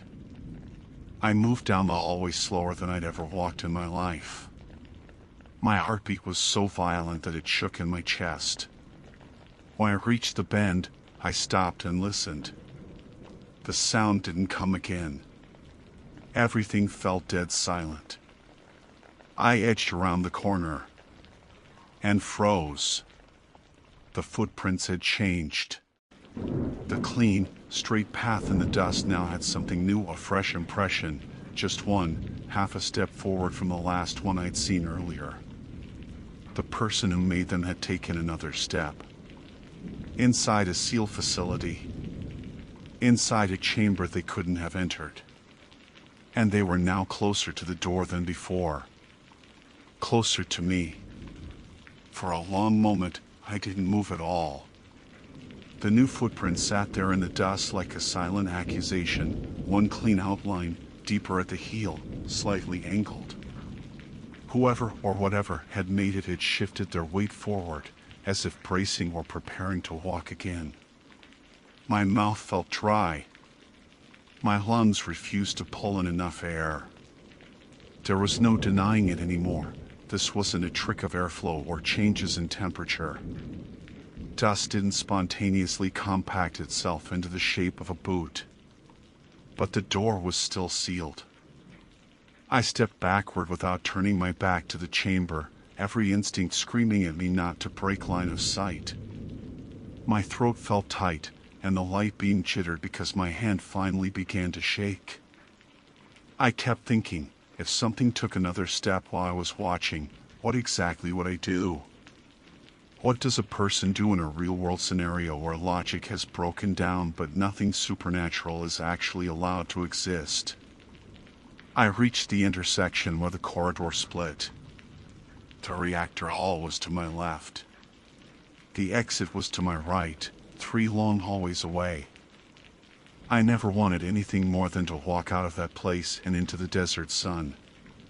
But some part of me still clung to procedure, to documentation, to objectivity. I forced myself to take out my phone and snap a photo of the new footprint. The shutter sound echoed like a gunshot. As soon as it did, the building creaked again, one long, low moan that vibrated through the floor and up my spine. Old metal contracting? Or something reacting to the noise I'd made? I didn't wait to find out. I started down the corridor toward the exit, still facing the reactor room, walking backward at first. But eventually I had to turn around. I picked up the pace, boots scraping through dust, breath getting fast and shallow. Every instinct told me not to run. Running would make noise. Running would broadcast panic. I didn't know why that mattered, but it did. By the time I reached the main control deck, my shirt was sticking to my back with sweat. I paused there, forcing myself to breathe normally. Nothing followed. No creaking metal. No shifting dust. Just oppressive stillness pressing against my ears. I stepped into the control room and scanned it once more, partly to reassure myself, partly because I needed to confirm something that had nagged at me since I first saw the footprints. When I'd entered earlier, before noticing anything, my own tracks were the only ones in the dust near the entrance. But something about them felt off. I knelt and checked again. The footprints closest to the door were mine, clearly, same tread pattern, same spacing. But a few feet ahead, leading toward the central consoles, were prints I didn't remember making. Same shape as mine. Same spacing. Same direction. Except I had never walked in that exact path. I had gone left first, not straight. I knew my own steps, the rhythm of them, the slight outward angle of my right foot when I'm tired. These prints weren't mine. They were too perfect. Too even. Too precise. Someone had followed my path. Or matched it. Or predicted it. My stomach turned cold. I backed away from the prints until my shoulder lightly hit the control deck's main console. That small impact knocked loose a panel door under the desk, swinging it open with a hollow metal clang. Inside that compartment were old notebooks, field logs. Handwritten. Most were so water damaged they had fused together. But one was intact, wrapped in a sealed evidence-style plastic sleeve. A date on the cover read June 14th, 1997. The facility had been decommissioned in August of that same year. I pulled the notebook out with trembling fingers. The plastic crinkled as I opened it. On the first page was a neat block of writing. Operator log, internal access protocol deviation. Any instance of observed movement within sealed reactor confines must be recorded immediately. Do not enter chamber until cause is physically accounted for. Previous incidents suggest airflow anomalies capable of disturbing particulate patterns in ways that mimic human activity. The word mimic hit me like a fist. I flipped to the next page. If footprints appear to originate from within the sealed chamber, confirm hydraulic lock integrity before proceeding. Do not acknowledge auditory stimuli. Do not engage with perceived motion. Someone had dealt with this before. Or thought they had. But the next entry chilled me more than the footprints. If movement patterns begin to mirror your own, evacuate immediately. Do not remain on the premises. Do not attempt analysis. Helios Station is not to be approached alone after incident cycle activation. Incident cycle. Mirroring. I closed the notebook fast, pulse hammering in my temples. The control deck felt smaller now, like the building itself had shifted closer. I needed to leave. Now! I stuffed the notebook under my arm and started for the main hallway. The instant I stepped into the corridor, something scraped across the floor behind me. I didn't turn around. I couldn't. The scrape was slow, like the deliberate drag of a boot. Then another. A soft step in the dust. Too light to be a person, but too clear to be settling debris. The hair on my arms rose as I kept walking, pace quickening. My breath turned loud in the hollow corridor. My boots thudded, each impact too sharp. Then another sound. My own footsteps echoing. But not quite. A half beat behind mine. Matching my rhythm almost perfectly, but landing just slightly late. Whatever it was copying me. I broke into a fast walk, then a near run. The exit door came into view, a faded slab of metal framed by weak daylight dripping in at the edges. I lunged for it, slammed the release bar, and burst into the desert air so suddenly the brightness stabbed my eyes. The moment I cleared the doorway, the echo behind me stopped. Like it couldn't leave the building. Or wouldn't. I stumbled backward into the sun, dust swirling around my ankles, the silence of the desert swallowing the last remnants of noise from inside the station. For a moment I thought I heard one final creak from the reactor wing far behind me, but maybe that was just the wind. I didn't go back. Not then. Not ever. But sometimes, when I'm walking across a clean lab floor at the university, I swear I hear a second step behind mine, just a half beat late, perfectly matching my stride. And every time I hear it, I remember the notebook's last line. The cycle doesn't end inside the facility. It follows the last person who saw it.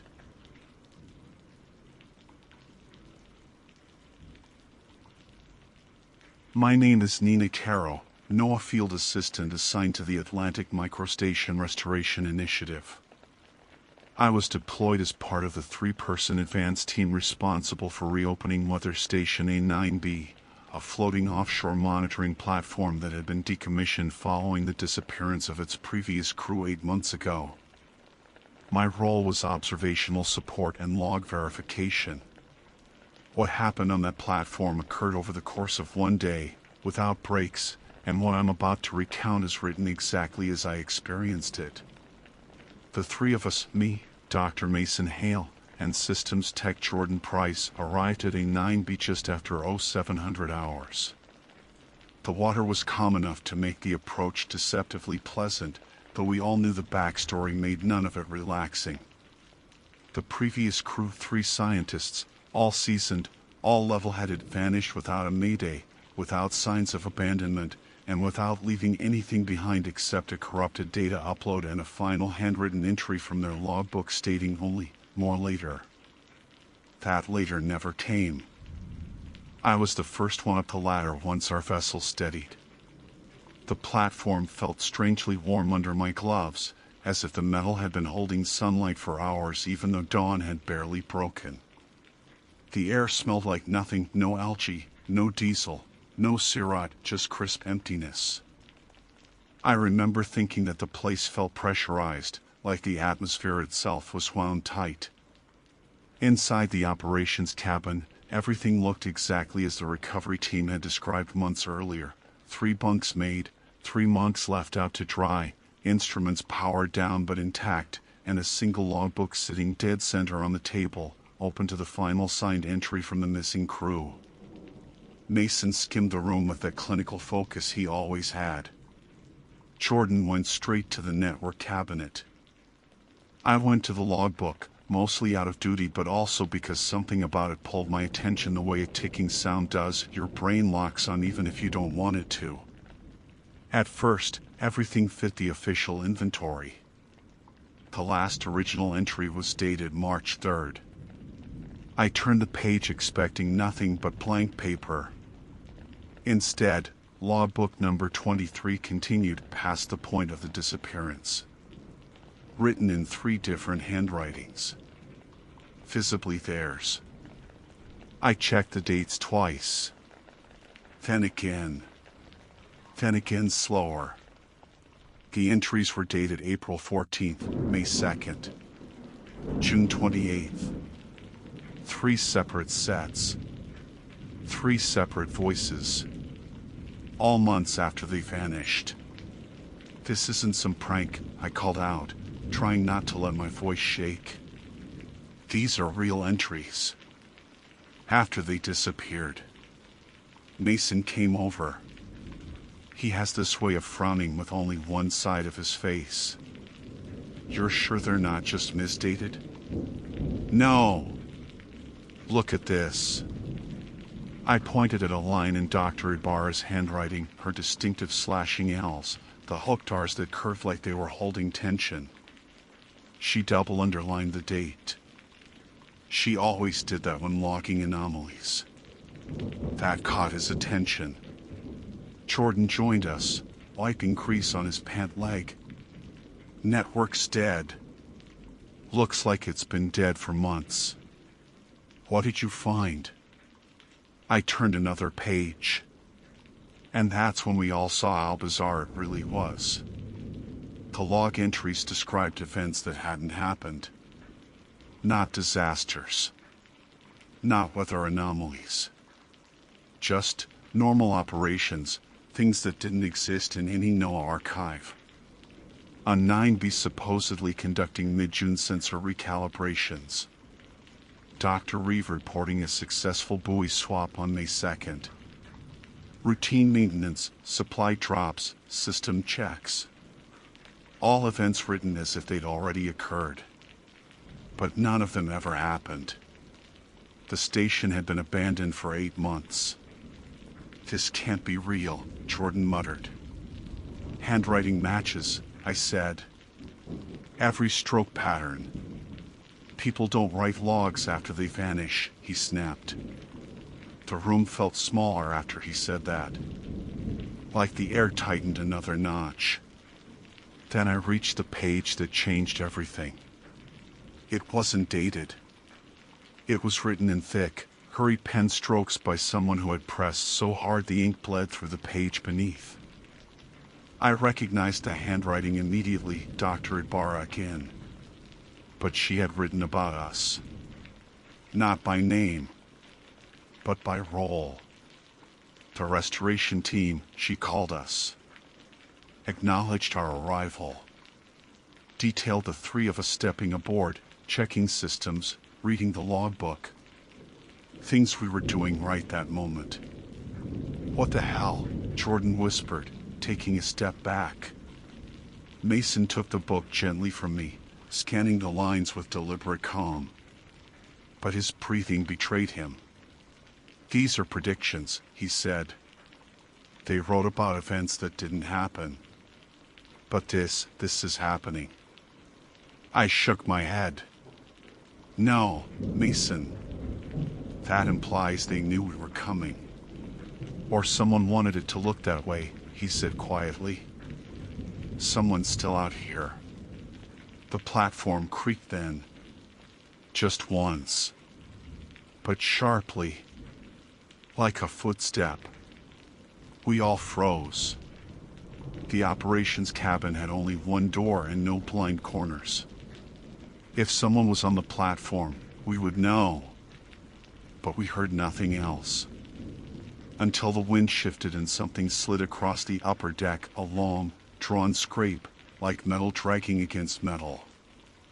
I clutched the logbook without thinking. My fingers dug into the pages, and that's when I saw it, the corner of another entry half folded.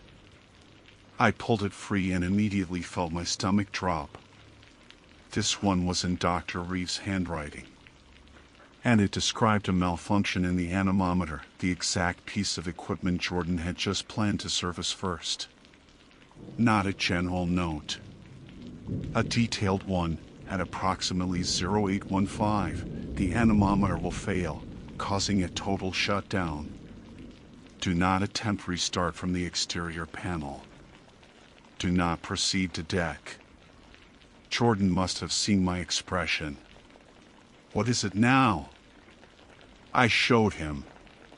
His face drained of color. His watch read 8:10. Okay, he said, trying to shake it off with a laugh that didn't land. Coincidence. Someone messing with us. Who? I asked. Who would even know that we? The station shuddered. All at once. Every monitor blinked. Every panel flickered. Jordan swore under his breath and spun toward the exit. Nobody go outside, Mason barked. The lights died. And something heavy moved across the deck above us. For a few seconds after the lights went out, none of us said anything. The only sound was the slow creak of the platform shifting with the waves, except the weight above us didn't move like water or wind. It moved with intention. A step, then a second, then a pause, like whoever or whatever was up there was listening for us. Jordan was breathing too fast. I could hear it even through the dark. "We should get to the generator room," he whispered. "If this platform's losing power, we don't want to be stuck blind." "Not until we know what's on deck," Mason whispered back. I gripped the logbook tighter against my chest. My eyes were adjusting slowly, taking in the faint shapes of equipment, the edge of the table, Mason's silhouette. I forced myself to breathe quietly, but every inhale felt too loud. Above us, something shifted weight again. A deliberate heel-toe sound, slow, measured. Then came the sound none of us expected, a faint tap against the ceiling. Once. Twice. 3 times. Not knocking. Counting. My fingers tightened on the logbook. "What time is it?" I whispered. 8:16, Jordan replied. "Anemometer failure should have happened by now." "Should have?" I hissed. It did happen. Whatever the hell that was. A loud metallic clang cut me off. The entire cabin rattled hard enough that a wrench fell off the counter. Jordan stumbled into me, and I braced both of us against the table. That wasn't wind. That was force. Heavy, sudden force. Mason moved toward the doorway, slow but purposeful. "Stay here," he murmured. "No," I hissed. "You don't even know what you're walking into." He stopped, hand hovering over the doorframe, listening. The platform gave a long groan through its beams. Something scraped along the upper deck, lighter this time. Like someone dragging their palm instead of their whole body. Jordan whispered, "This doesn't make sense. There's nowhere to hide on the upper deck. If someone was up there, we'd have seen them when we came in." "That's the part bothering you?" I whispered back. He glared, panic behind his eyes. The scraping sound moved toward the ladder on the starboard side. The metal rungs clinked faintly, one by one. Descending. My heart thudded so hard it felt like it shook my ribs. Mason turned fully toward us. "Move. Generator room. Now." He didn't raise his voice, but the urgency cut through everything. We shuffled toward the back corridor, our steps soft on the metal floor. The door to the generator compartment was about 15 feet away, just a single hallway, no corners, nothing to hide behind. I gripped the logbook so tightly my knuckles ached. Halfway down the hall, the platform tilted sharply left. Mason slammed against the wall. Jordan grabbed a railing. I nearly fell. It wasn't a wave. It felt like something hit the support structure. As soon as the tilt leveled, Jordan yanked open the generator room door and slipped inside. I followed, Mason right behind us. He shut the door with a soft click, not locking it, just closing it enough to block the direct line of sight from the deck hatch. The generator room smelled like machine oil, warm rubber, and dust. Jordan immediately crouched beside the backup panel, checking cables with shaking hands. "This isn't right," he muttered. "This system didn't just fail. Something cut main power deliberately." Mason crouched beside him. "Can you bring the lights back?" "Yeah," he said, voice thin. "Maybe. Depends on what got tripped." While they worked, I stepped back toward the door, listening. Nothing. No footsteps. No scraping. No creaking. The sudden silence made my skin crawl. Then, just when my nerves started to settle, a faint vibration pulsed through the deck. A rhythmic thrum. Very slight. Barely there. But steady. And familiar. The anemometer. It was spinning again. I turned to Jordan. "Did you restart the sensors?" "No," he said without looking up. "Everything's offline except what I'm testing." "Then why is the anemometer running?" He froze. Mason straightened slowly. "It shouldn't be. It's wind-driven unless the motor kicks in." "But the motor's dead," Jordan whispered. We all listened. The low spinning hum continued, faint but unmistakable. I opened the logbook again, flipping to the last written section, Dr. Reeves' handwriting. I scanned every line, desperate. One sentence near the bottom snagged my eyes. "Once it starts spinning again, do not assume the wind restarted it." "What does that mean?" I whispered. Mason looked at the page. His jaw set. "We're leaving. We're calling the vessel back." "We don't have comms," Jordan said. "Then we used the flare launcher." "This is over." Before any of us could move, the generator room lights blinked sharply once, twice, and then flared fully bright. Jordan nearly fell backward. "I didn't do that." "All systems just came online," Mason said, checking the control panel. "Every module. Even the deck cams." My stomach twisted. Someone turned the power back on from outside. Jordan's tablet pinged. We all froze. He lifted it slowly. "Ah.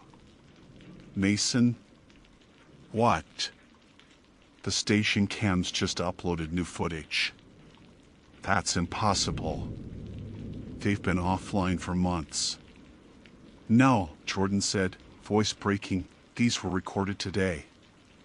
The three of us crowded around his tablet. The screen showed a thumbnail of the deck feed, stamped 818. Just a few minutes earlier. Jordan tapped it. The video started. The three of us climbing the ladder. Us stepping onto the platform. Us entering the cabin. From a vantage point no camera should have had. Higher. Angled. Like something was looking down from a point above the mast. Then it showed something else. A figure stepping onto the deck behind us. Just a shape. No detail. No face. No clothing. Only the outline of a human form, lean, tall, shoulders slightly tilted, like it was listening for something. And then the figure tilted its head. Directly at the camera. The recording ended abruptly. Jordan's hands shook so badly he almost dropped the tablet. There's no one else out here. There can't be." Mason grabbed the tablet, scrubbing back and forth through the clip. No boats. No ropes. No shadows. No entry point. "Then what filmed this?" I whispered.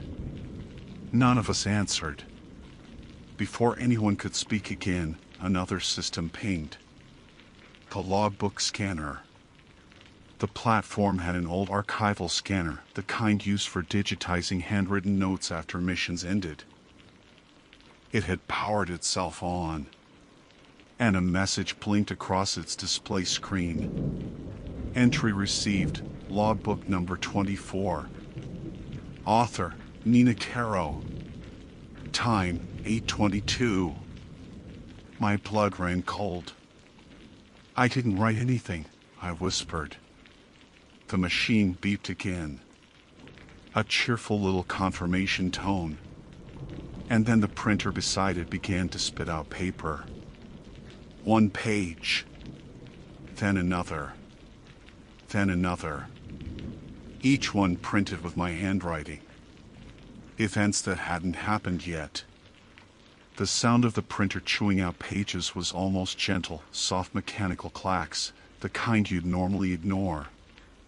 But in that moment, each one felt like a trigger being pulled. I stared at the sheets piling onto the tray, my handwriting looping across each page in careful, even strokes. I hadn't written any of it. I hadn't touched a pen. My hands were shaking too hard to write anything even if I tried. Jordan backed away from the printer like it was burning. No. Nope. Absolutely not. This is some glitch. Has to be. Printers don't glitch into handwriting they've never scanned, Mason said quietly. He wasn't looking at the machine. He was looking at me. "Nina," he said. "Don't touch the pages." I didn't plan to. Every part of me screamed to keep distance. Still, the logbook in my hands felt heavier, pulling me toward the machine, toward the printed pages like it wanted to be reunited with them. The generator room lights flickered again. They didn't go out, but dimmed enough to make the shadows stretch long against the walls. The hum of the anemometer outside grew louder, spinning faster, whining like it was straining against the wind even though the sea outside was almost flat. Another printed page landed on the growing stack. Then the printer stopped abruptly. A final line blinked onto the scanner's display. Upload complete. Ready for transfer. Transfer to what? Jordan asked, nearly hysterical. None of us had an answer. The deck above us groaned. The same heavy footstep as before. One step. Then another. Slow. Purposeful. It moved across the platform toward the ladder that led down to the generator corridor. Mason snapped into motion. "We're leaving. Now." We take the flare launcher and get to the dock. We signal the vessel. Jordan didn't argue. I wished I could say I moved instantly too, but I froze for half a second, staring at the stack of pages printed with my handwriting. The top page was angled enough for me to read the first line. At exactly 8:31, Nina will hesitate. My heart lurched. I forced my feet to move. We slipped out of the generator room just as another step echoed above. The hallway felt even narrower than before, the air thicker. Mason signaled silently, one hand up, the other pointing forward. We crept toward the exit hatch. Jordan was breathing fast again, every inhale sharp and uneven. He reached for the handle. That's when the station tilted hard, violently this time. Not from a wave. From underneath. The entire corridor lurched right, hurling Jordan into the opposite wall. Mason caught the railing. I slammed shoulder first into the bulkhead, barely keeping my grip on the logbook. The metal screamed as something pressed against the platform supports, something with weight, something moving beneath the surface. "It's under us," Jordan whispered, voice cracking. "There's something under the platform." We staggered forward, trying to keep balance as the tilt eased. Once we reached the exit hatch, Mason cracked it open just an inch, scanning the deck with quick, controlled movements. He froze. "What do you see?" I whispered. He didn't answer immediately. Then he eased the door shut again, soft and slow. "There's someone standing near the mast." Jordan's face went white. Who? What do you mean, someone? I mean a man, Mason whispered. Tall. Thin. Facing the water. Not moving. Crew member? Survivor? No, Mason said. His clothes aren't Noah. And he isn't reacting to anything. Not the noise. Not the tilt. Nothing. My pulse hammered in my ears. We can go port side, I said. Circle around to the flare launcher. Mason hesitated only for a second, then nodded. Stay low. Stay behind the panels. We slipped out the portside maintenance hatch, crouched beneath the windscreen, and began moving along the narrow walkway. The sea was still strangely calm. The sky was clear. Everything looked normal except for the platform itself, a hollow shell humming with warnings we didn't understand. Halfway across the deck, Jordan grabbed my arm hard enough to hurt. Look. I followed his gaze. The anemometer wasn't just spinning. It was accelerating far beyond anything the wind could produce. The blades blurred, whining like a turbine under stress. The vibrations traveled through the metal deck, buzzing under my boots. Mason whispered, "Don't stop. Keep moving." We did until a sharp metallic crack split the air. The anemometer snapped off its mount. The entire assembly launched across the deck like it had been struck by a truck. It hit the far railing and bounced, clattering violently before vanishing into the sea. And the tall figure near the mast turned. Not fast. Not surprised. Just rotated. Facing us. We froze. He had no expression. No visible emotion. His face was gaunt, eye-sunken, like someone who hadn't slept in days or months, but he didn't look dead. Just emptied. He lifted one hand slightly, palm facing down. A subtle gesture. A warning? A command? Then something dripped from his fingertips. Not blood. Water.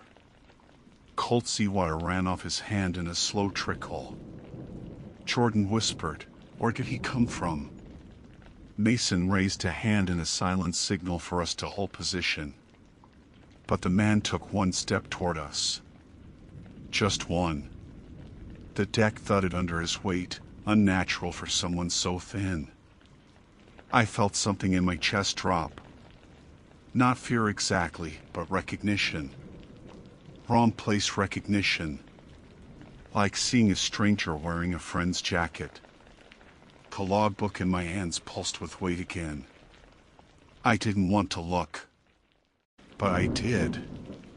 The next unwritten page was filled fresh ink blooming. At 8:34, the restoration team will encounter the first returning crew member. Returning. My breath caught. No, I whispered. That's not possible. Mason saw the page. Don't look at it. But Jordan took a shaky half-step forward anyway. Sir? Sir, can you hear me? Are you with the NOAA team from? The man's head tilted sharply, bird-like. His jaw moved like he was about to speak. Instead, seawater poured from his mouth. A sudden surge splashed across the deck, cold and briny. The man didn't cough, didn't choke, just stood there as water streamed out of him in a steady flow. I stumbled back. Jordan screamed. Mason grabbed both of us by the shoulders. Move. Now. We sprinted for the flare launcher on the aft deck. The metal pounded under us as the platform groaned again, longer, deeper, like something huge was brushing against it from below. We reached the launcher. Mason grabbed 2 flares, loading one with frantic efficiency. I turned one last time. The man was closer. Too close. Still leaking seawater. Still silent. The logbook's newest line bled through the page in my hand, ink still drying. Extraction will not arrive in time. My stomach turned to ice. Mason fired the flare, bright red, arcing into the clean morning sky. Then, from below the platform, something massive struck the supports. The deck bucked. We fell. The logbook tumbled from my hands. It hit the metal, flipped open, and the final line scrawled across the page wasn't my handwriting anymore. Logbook number 24 complete. Awaiting next team. The platform shuddered violently, and everything went black.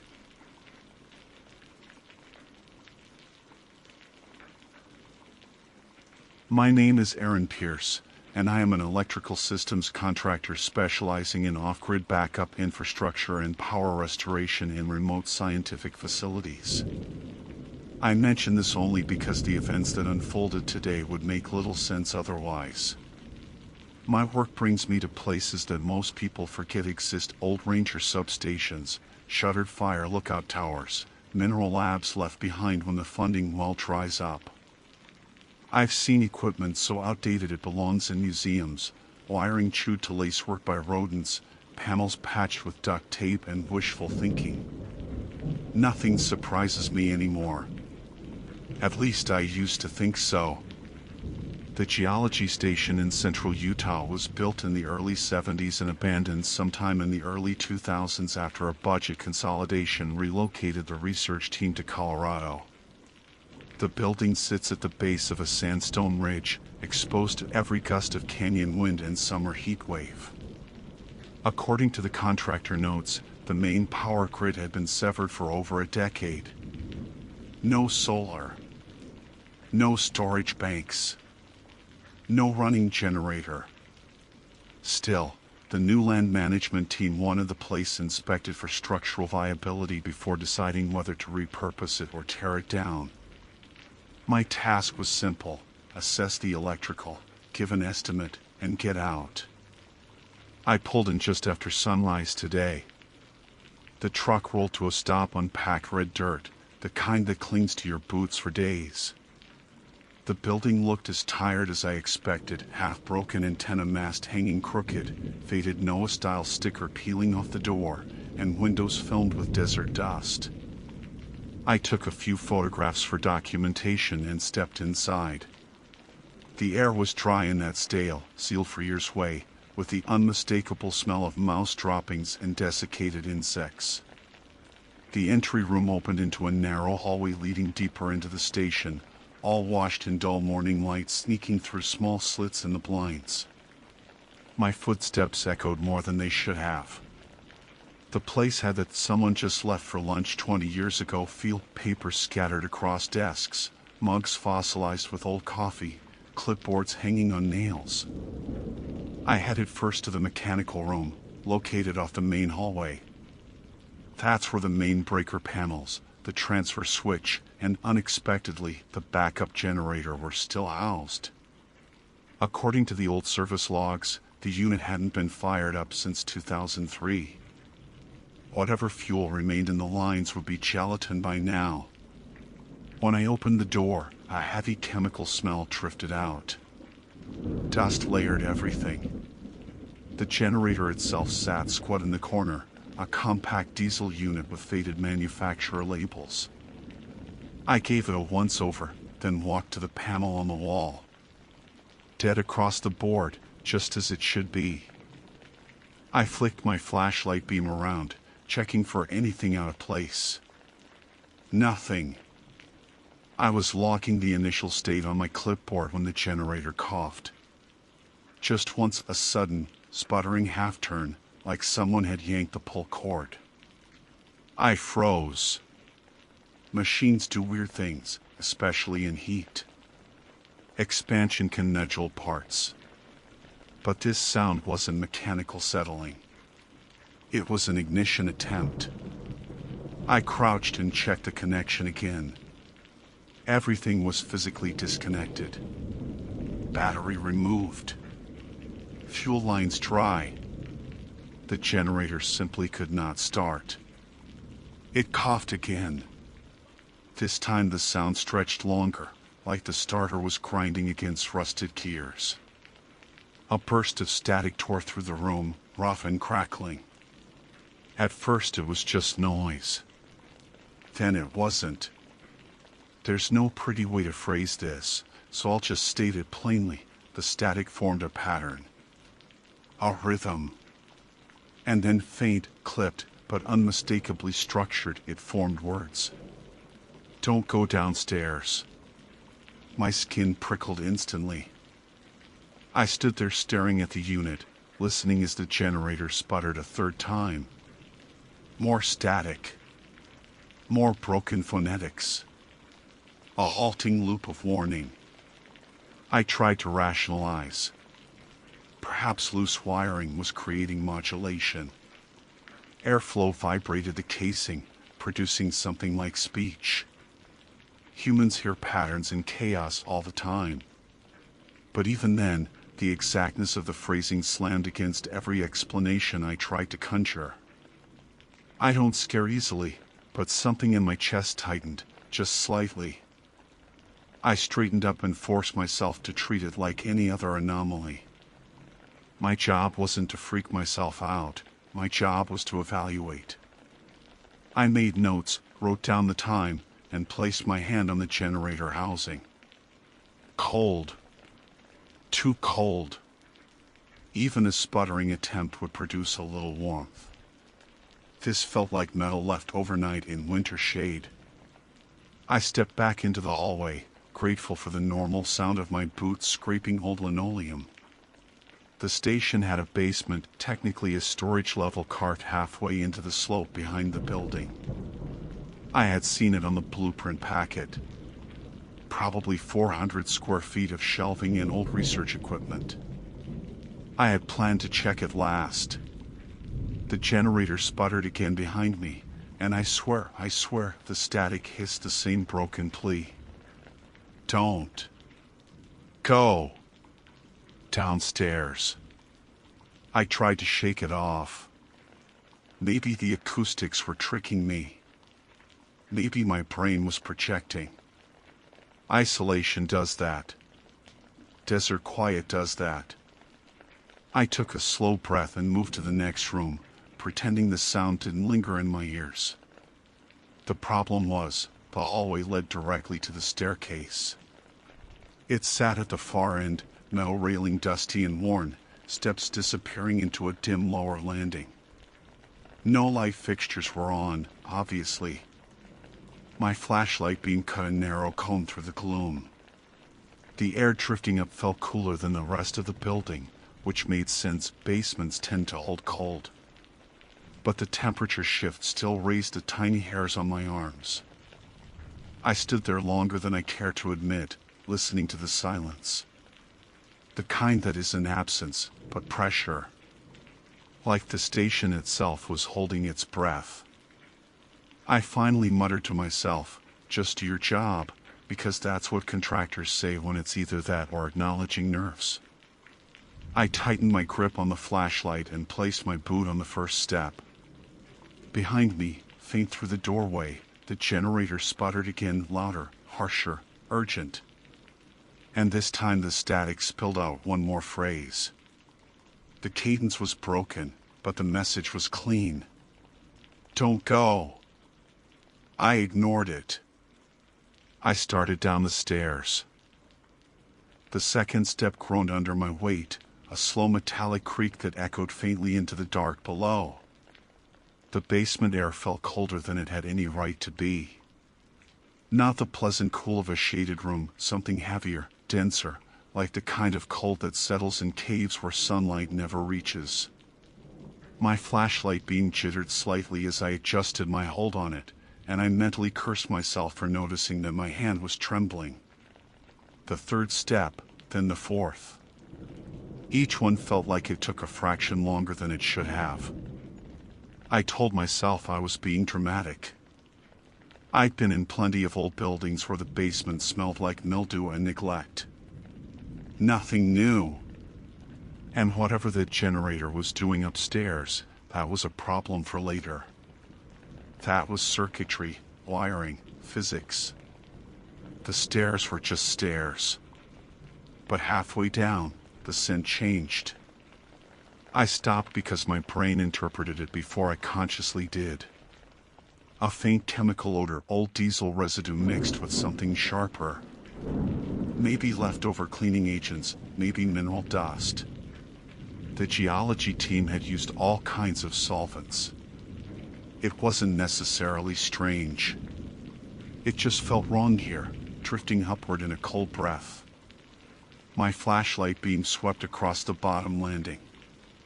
Concrete floor, cracked in a few places.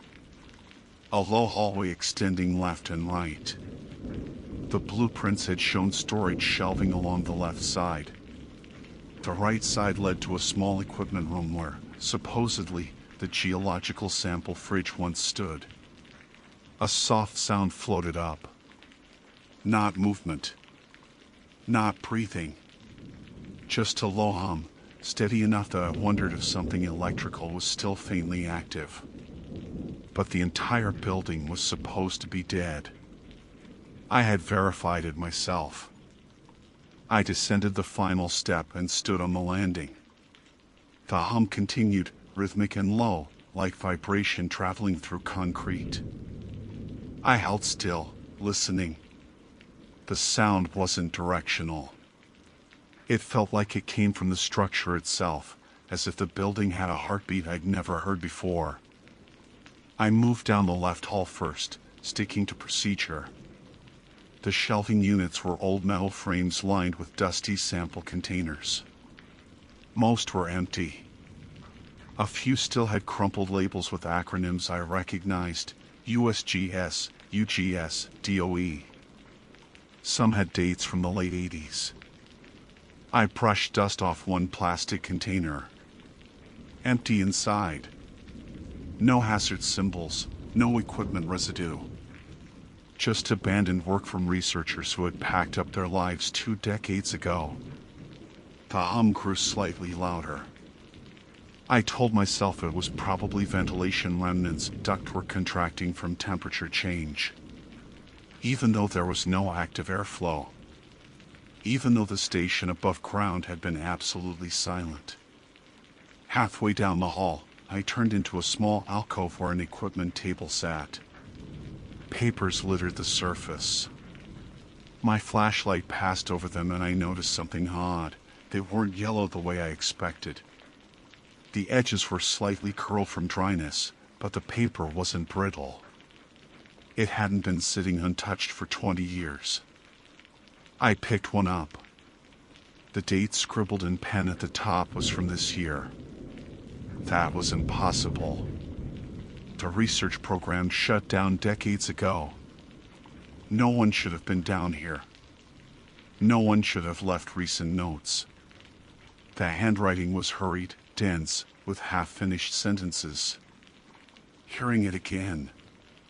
Static through the vent. Not possible. Power is cut. Thought it said something, but... No, impossible. Sound fluctuates when... The text ended there, like the writer had been interrupted mid-thought. I let out a slow breath. Maybe someone from land management had been down here earlier in the year. But that didn't explain the next page, which was dated a week later and written by a different hand. Sound persists. Below staircase.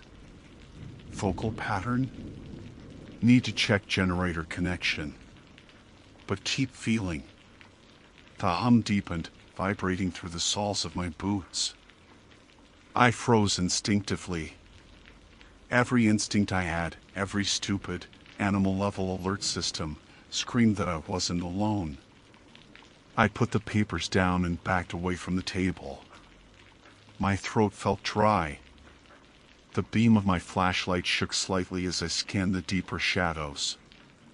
Nothing moved. No footsteps. No breathing. Just that low, steady hum. The right hallway was still waiting. And the sample fridge room at the end. My stomach tightened. I didn't want to go there. But I had to, at least enough to verify the source of the vibration. Halfway down that hall, the temperature dipped again. The kind of chill that radiates outward like an exhale. My breath didn't fog, it wasn't that cold. But the sensation crawled beneath my shirt like fingers. The hum shifted. Instead of a low drone, there was modulation like the fluctuation of a voice run through a broken speaker. Still indistinguishable, still muffled by concrete, but patterned. Rising and falling in a way sound shouldn't behave when there's no power. I reached the final door, steel-framed, partly rusted. The sign read sample storage. My hand hovered over the handle. I didn't want to touch it. Something in my body rejected the idea. Not logically, just instinctively. I gripped the flashlight tighter, counted to 3, and pushed the door open. The room was small, only 8 or 9 feet across. Shelves on either side. And at the back, the old sample fridge. A big industrial model, built to hold 30-gallon geological cores. The thing was unplugged, but the door was slightly ajar. The hum was coming from inside. Every muscle in my jaw locked. I stepped forward. My boots scraped gently across the floor. The sound inside the fridge fluttered, dipped, and then, just for a heartbeat, patterned itself into something almost like speech. Static. Warped. Muffled. But structured. I leaned closer without meaning to. My flashlight beam shook once, bouncing faintly off metal. The hum broke into a jagged crackle. A shape of 3 syllables surfaced inside the noise. Don't open. I jolted back, heart hammering. I hadn't touched the fridge door. I had been nowhere near touching it. But on its own, slow, stiff, resisting age and rust, the door began to move. Inch by inch, creaking outward. I stumbled backward, raised the flashlight, and kept my feet braced. Something inside the fridge shifted. Not a shadow. Not a figure. Just weight. Mass. Something real, pressing forward. My pulse thundered in my skull. I whispered under my breath, "No, no, no." The fridge door opened fully. And the humming stopped. Dead silent. In the stale, cold quiet, something inside took one slow step forward. The step wasn't loud. It wasn't dramatic. It was a soft shift of weight, like someone adjusting their footing on a cramped surface. But in that silent room, with the hum gone and the cold thick around me, it sounded like a hammer strike. I jerked my flashlight straight at the opening. Nothing was there. Just an empty fridge interior, stainless steel walls, racks stripped bare. No shadows out of place, no hidden compartments, no equipment left behind. Just emptiness. I stared, breathing unevenly, trying to reconcile what I'd heard with what I was seeing. Maybe something inside had settled. Maybe a sample jar rolled. Maybe. A faint click echoed from inside the metal frame, like a fingernail brushing steel. I froze again. This wasn't settling. This was contact. Intentional or not, something had touched the inner wall. I forced myself one step forward. The fridge door creaked a fraction lighter, not from movement, but from the shift of air I brought with me. My flashlight beam trembled across the interior. Still empty. But the metal surface inside held marks I hadn't seen from a distance. Scratches. Not deep, not jagged, thin, parallel, inconsistent. Some curved. Some in short, quick bursts. The kind made by someone confined in a small space, reaching out in darkness, trying to find an exit. The didn't return. But something else did. A vibration. Not sound, feel. A steady pressure under my boots, like a faint tremor rolling through the concrete. Utah gets minor seismic activity occasionally, but this wasn't that. This wasn't a shock wave. This was rhythmic. Pulsed. Measured. Heartbeat rhythm. From below me. The basement only had one level. There was no subfloor. No crawl space. And yet the vibration deepened, slow and dense, as if something beneath the concrete was shifting its way upward. I stepped away from the fridge so fast I nearly tripped over my own feet. My shoulder clipped a metal shelf and sent a cloud of dust swirling. My flashlight skittered across the room before I regained my grip. The vibration faded, just eased off, like whatever was beneath the floor had been listening, and then grew still. I needed to get out. Not later. Now. I backed toward the hallway door, keeping the light on the fridge even as distance grew between us. The door frame felt like a safe boundary, even though I knew it was nothing but rotting wood. I stepped into the hallway and finally tore my eyes away from the storage room. The returned. Not from the fridge this time. From the hallway. From the walls. Higher pitched now, urgent, fluttering like interference trying to form meaning. I pushed forward, boots scraping quickly, heading toward the stairs. Each step, the sound followed, louder, then softer, like it was pacing me. At the halfway mark, it sharpened. Just for a second. Just long enough to form two clipped, static rough syllables. Go back. I stopped dead. My pulse slammed hard once, then held tight. The flashlight seemed too dim suddenly. The hallway seemed too long. My breathing grew loud, too loud, echoing weirdly against concrete. I didn't turn around. I forced my legs to move, one step, then another, because whatever the hell that sound was, whatever the hell those vibrations were, it wasn't my job to investigate. I was a contractor, not some thrill-chasing intern. I needed to get back upstairs, get to daylight, get on the radio. I needed someone else on record for whatever was happening. The stairs came into view. I climbed fast. For steps at a time would have been ideal, but the metal creaked so violently at my increased pace that I forced myself to slow. Halfway up, the cut out again, leaving a sudden throat-tightening silence. Then the generator upstairs sputtered. Too close. Too loud. Like someone had moved it right next to the stairwell. My boots hit the landing and I nearly slammed into the wall, turning the corner. The generator room door gaped open wider than I remembered leaving it. Light from my flashlight cut through the dust hanging in the air.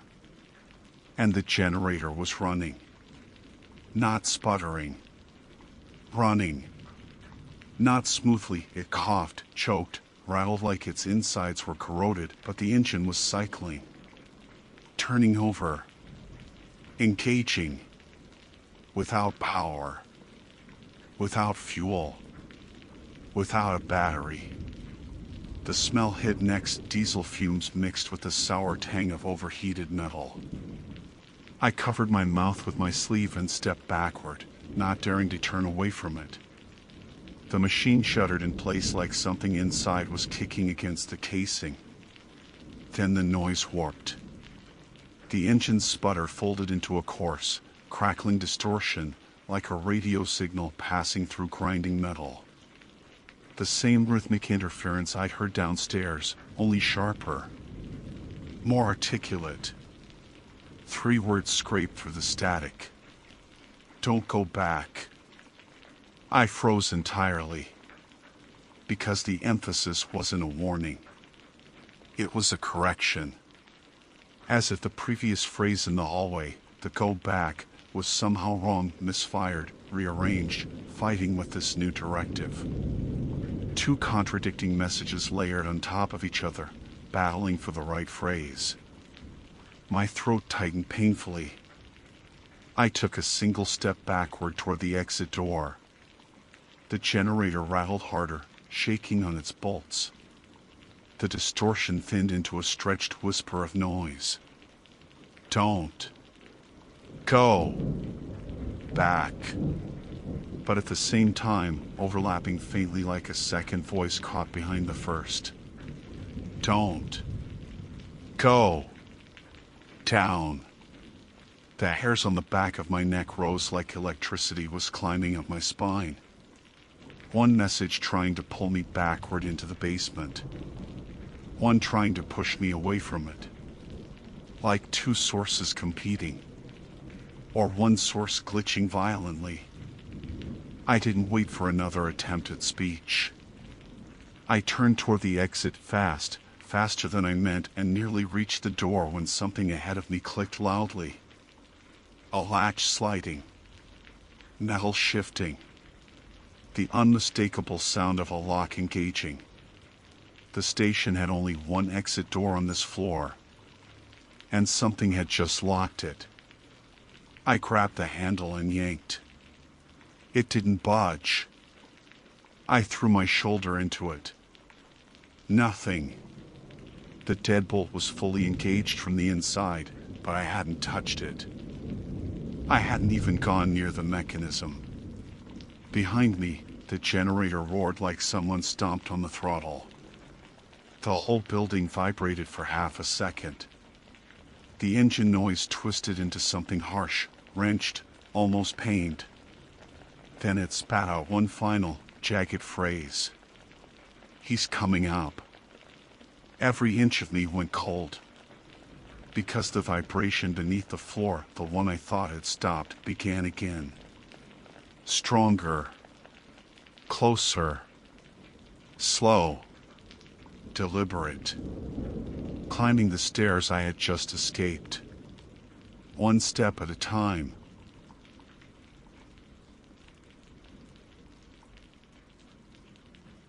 My name is Dr. Lila Moreno, and I formerly served as an aerodynamics specialist for several government-adjacent engineering contractors. My assignment on the day I am recounting was routine on paper, confirmed the decommissioning status of Facility HN-12, a retired military wind testing installation located roughly 60 miles outside Barstow, California. The complex had not been operational since 1997, and my primary responsibility was to run a final structural inspection and verify that the equipment inside had been permanently disabled. According to the documents I had been given, the shutdown had been completed 27 years prior. My task was merely a formality. That is what I believed when I arrived that morning. The desert air around the compound was already shimmering with heat despite the early hour. HN-12 was a cluster of rust-stained hangars, blocky concrete corridors, and a single massive cylindrical building housing the large-scale transonic wind tunnel. Everything about the place felt exhausted. Sand had collected in wind-blown dunes against the lower siding, and the metal access doors showed decades of neglect. I checked in by phone with the logistics contact assigned to me, a civilian liaison who assured me that no security personnel were on site and that all power systems had been disconnected long ago. I remember the certainty in his voice. I also remember thinking that it was strange how quickly he ended the call. Inside the first hangar, the smell of aging insulation and sun-baked metal hit immediately. My footsteps echoed sharply, bouncing off the empty walls. I followed a series of outdated safety markers toward the service hallway that connected to the observation deck overlooking the wind tunnel itself. The walk should have felt boring, sterile, like every other abandoned testing facility I've inspected. But there was an odd heaviness to the air, as if the building held its breath. When I reached the steel stairwell leading up to the observation deck, something subtle shifted. The temperature dropped noticeably with each step, which made no sense. The entire complex had been without electricity for decades. There was no active cooling system. I reached for the railing out of habit, and the metal felt colder than it should have in a structure sitting under open desert sunlight. I kept climbing. The observation deck was a long, narrow corridor perched above the wind tunnel chamber. A continuous stretch of reinforced glass ran the length of it, angled slightly downward so engineers could watch the air tests below. Everything appeared normal at first glance: dust, debris, outdated monitors, the long-dead control panels caked in grime. I set my equipment case down, wiped a patch of dust off the nearest screen, and made a quick audio note for documentation. That was when I noticed the first anomaly. The glass. A faint patch of fog had formed near the center of the viewing window, about the size of a dinner plate. I paused, expecting to see my own breath reflected faintly. But I wasn't breathing in that direction. I wasn't even close enough. And the air, though cooler than the hallway, was not cold enough to create condensation. I approached the fog patch slowly. As I got closer, the shape of it changed. The edges pulsed outward, then tightened again. It looked almost like a slow exhale. I stepped back, my pulse picking up a little. Instinct took over scientific reasoning, the part of me trained to eliminate the impossible before considering the unusual. I checked for cracks in the glass, thermal inconsistencies, leaks from old ventilation ports. There was nothing. The fog sat against the inside of the viewing panel, not the outside. I took out my small flashlight and aimed the beam into the tunnel chamber. The interior was cavernous, dim, and still. The long cylindrical throat of the tunnel stretched ahead, silent, choked with darkness. Massive steel blades from the defunct fan assembly loomed at the far end, frozen in time, silhouetted like the ribs of an animal carcass. No movement. Nothing reflective. Dust motes floated lazily through the shaft.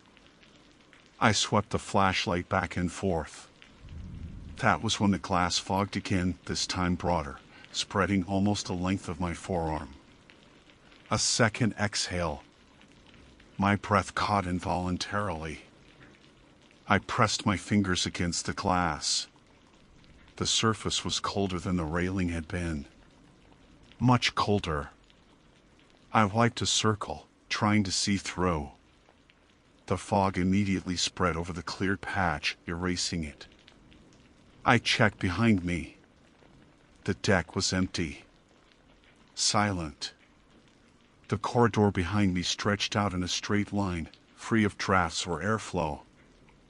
I leaned closer. For a moment, I thought I saw the faintest shadow shift inside the tunnel chamber. Not movement exactly, more like a change in density, a darkening of an already dark space.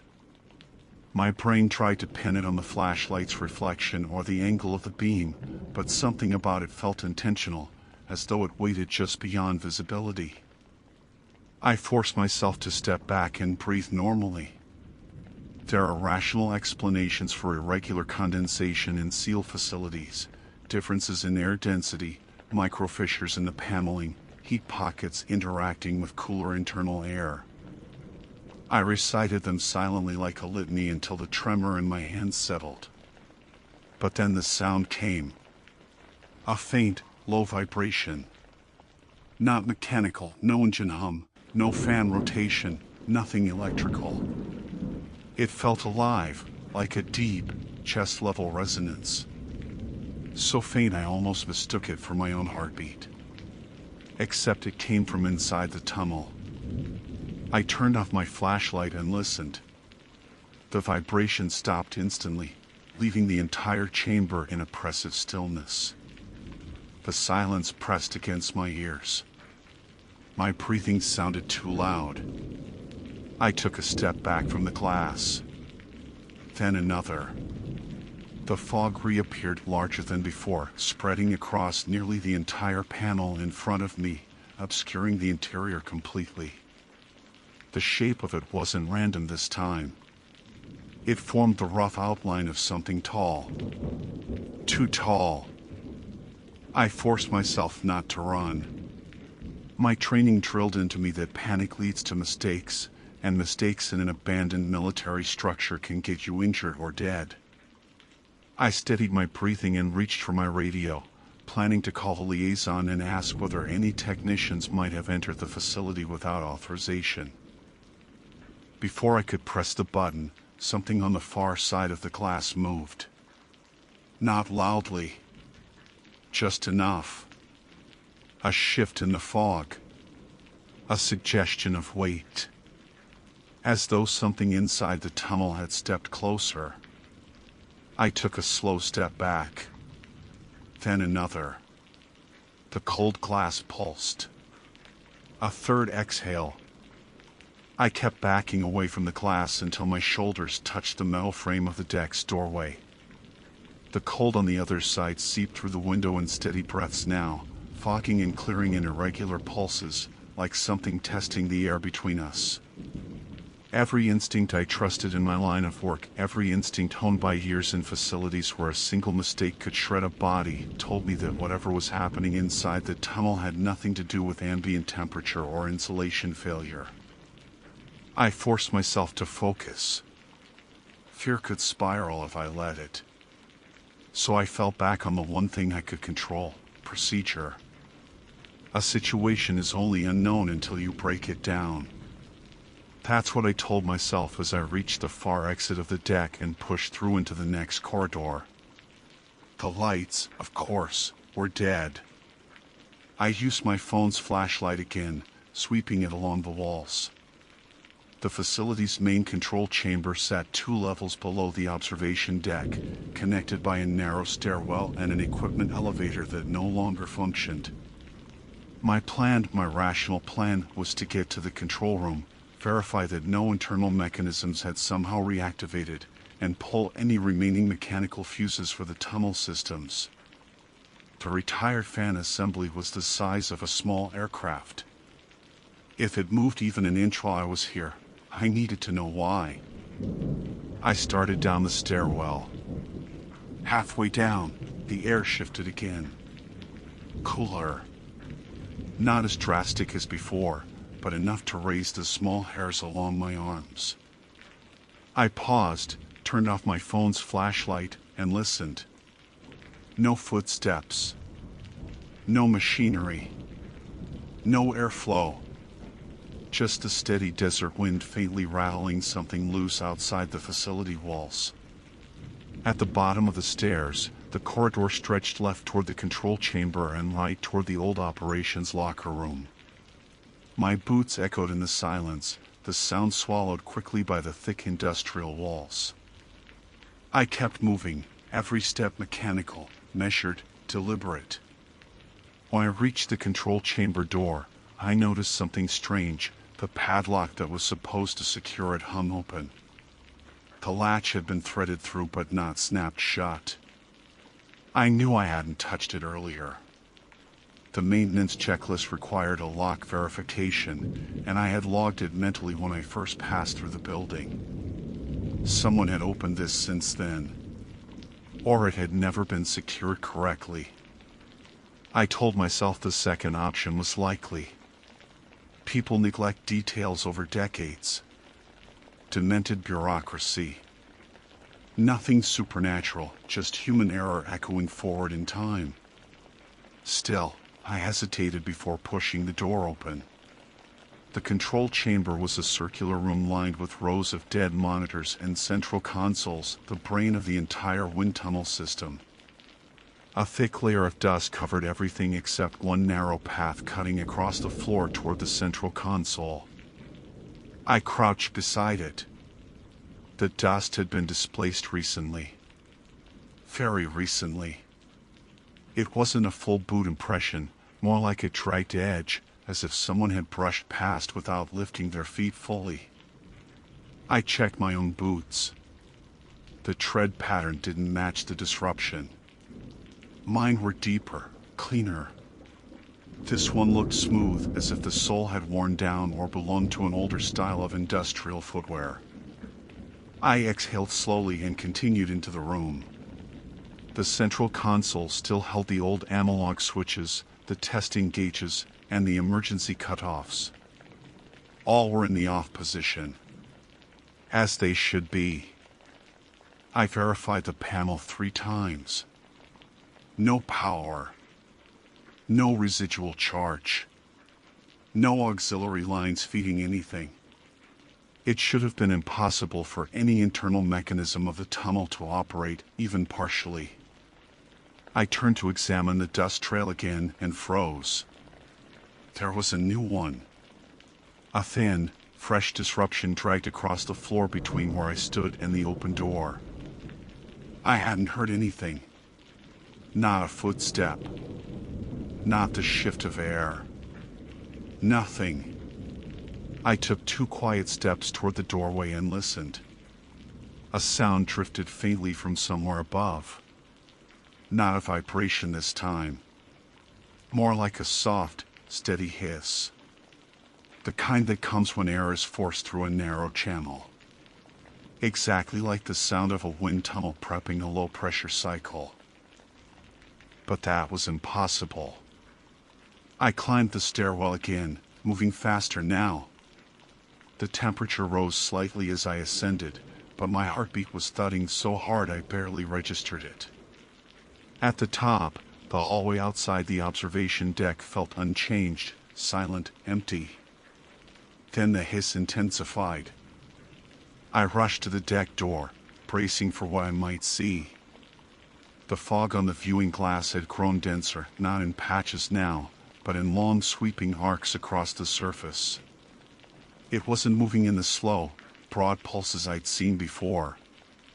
It swirled, dragged, stretched, as if air inside the tunnel were circulating in faint, uneven currents. My rational brain raced to construct explanations, residual pressure pockets, collapsing insulation layers, temperature gradients. Nothing stuck. There was no active power source. The primary fan assembly weighed several tons. To shift air at all, something would need to disrupt the interior environment physically. I approached the glass again, against my better judgment, compelled by the need to understand. The fog recoiled. Not dispersed. Recoiled. As if it were responding to my proximity. I swallowed hard. No, I whispered before I even realized I'd spoken. It was the tone someone uses to talk themselves back from the edge of a precipice. I leaned forward just enough to see through a thin diagonal streak where the fog had thinned. At first, I saw only darkness. Then a shape emerged, or rather, a darker absence of light within the already dark interior. Not sharp. Not defined. But tall. Taller than any person could be. And impossibly still, like a column of shadow pressed into folded space. I jerked back. The fog surged forward, reclaiming the streak. The hiss inside the tunnel ceased instantly. A second later, a faint, dull thud echoed through the chamber. A deep, heavy impact. Metal on metal. The sound of something brushing or leaning against the internal structure of the tunnel walls. That was when I decided I needed to leave. Not run. Not panic. Just leave methodically, decisively, while I still had control of my nerves and the situation. I stepped backward toward the deck exit. I had taken only 3 steps when something new happened. The viewing glass clicked. Just once. A sharp, tiny sound, like cooling metal snapping into place. Except glass doesn't make that sound without stress or pressure. I looked back. A small, circular mark had appeared in the fog. Perfectly round. Exactly where eye level would be if something inside were watching me. The exhale from deep inside the facility rolled out across the sand like the last breath of something waking up after decades underground. It was so heavy it seemed to press on my ribs from the outside. For a moment, I just stood there beside my car with the heat blasting against my face, trying to convince myself that the sound was the wind passing through the old ventilation shafts. But the wind never breathed in patterns. And that one had cadence. I opened the driver's door with a tight grip, slid behind the wheel, and shut it with more force than I meant to. The interior of the car felt like an oven, and for once I was grateful. Heat meant normal. Heat meant nothing was close enough to fog the glass. I started the engine and forced myself not to look back at the hangar. Not yet. I checked the rearview mirror once, just an instinct, just to make sure nothing stood in the doorway, but the heat shimmer distorted everything into wavering lines. Maybe that was better. I shifted into drive. The gravel crunched under my tires as I pulled away. The facility shrank behind me in the mirror, its structures bending in the haze like a mirage. I kept waiting for a shadow to appear in one of the open door frames. Nothing did. Half a mile out, I finally let myself breathe normally. But when I glanced again into the rearview, something tightened inside my chest. The fog. A small, faint circle of fog had appeared on the mirror's surface on the inside of the car, perfectly round, slowly spreading outward as though from a breath directed straight at me from the back seat. I jerked the mirror down, heart pounding. Nothing. The back seat was empty. Sunlight poured through the rear window. But the fog mark remained. Perfectly round. I wiped it off with my thumb, feeling the heat of the glass beneath it. It disappeared instantly, leaving nothing but the smear of a nervous touch. I tried to tell myself it was condensation from my own breath, but the air in the car was so dry it hurt my throat. I drove faster. The desert blurred. The road shimmered like a strip of molten metal. I checked the mirrors over and over even though I knew I shouldn't. Each time, the reflection held nothing but the empty road. No fog. No marks. No movement. By the time I saw the highway ahead, my hands had finally stopped shaking. I pulled over onto the shoulder, not because I wanted to stop, but because some part of me needed proof that everything I'd seen could be shaken off, left behind like a nightmare burned away by heat. I stepped out and circled the car slowly. No footprints. No signs of tampering. No drag marks in the sand like the ones I'd seen near the hangar. The world out here felt honest again. Then I reached the passenger side. The glass was warm, almost too hot to touch, but even through the heat, I saw it. A faint streak. 2, actually.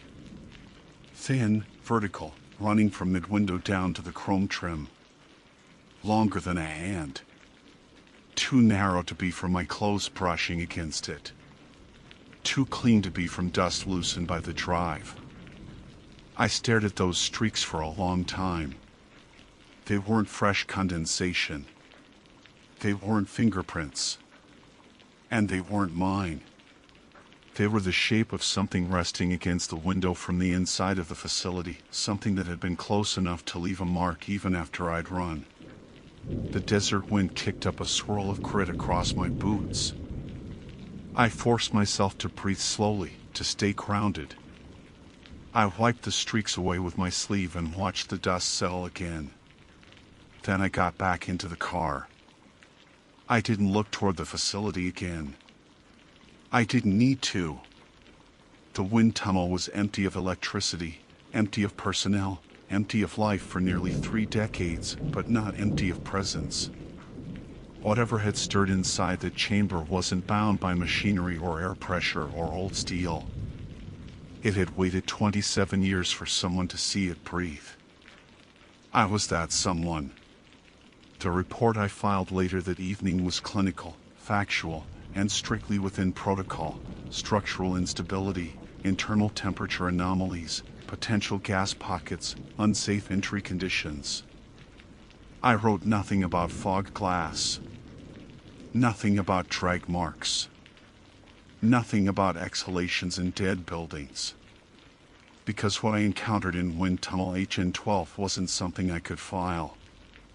It was something that knew the moment I stepped inside that I was alone.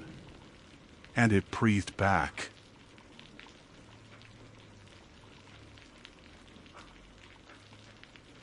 My name is Cole Bram, and I am employed as a certified environmental cleanup technician assigned to decommission hazardous research sites.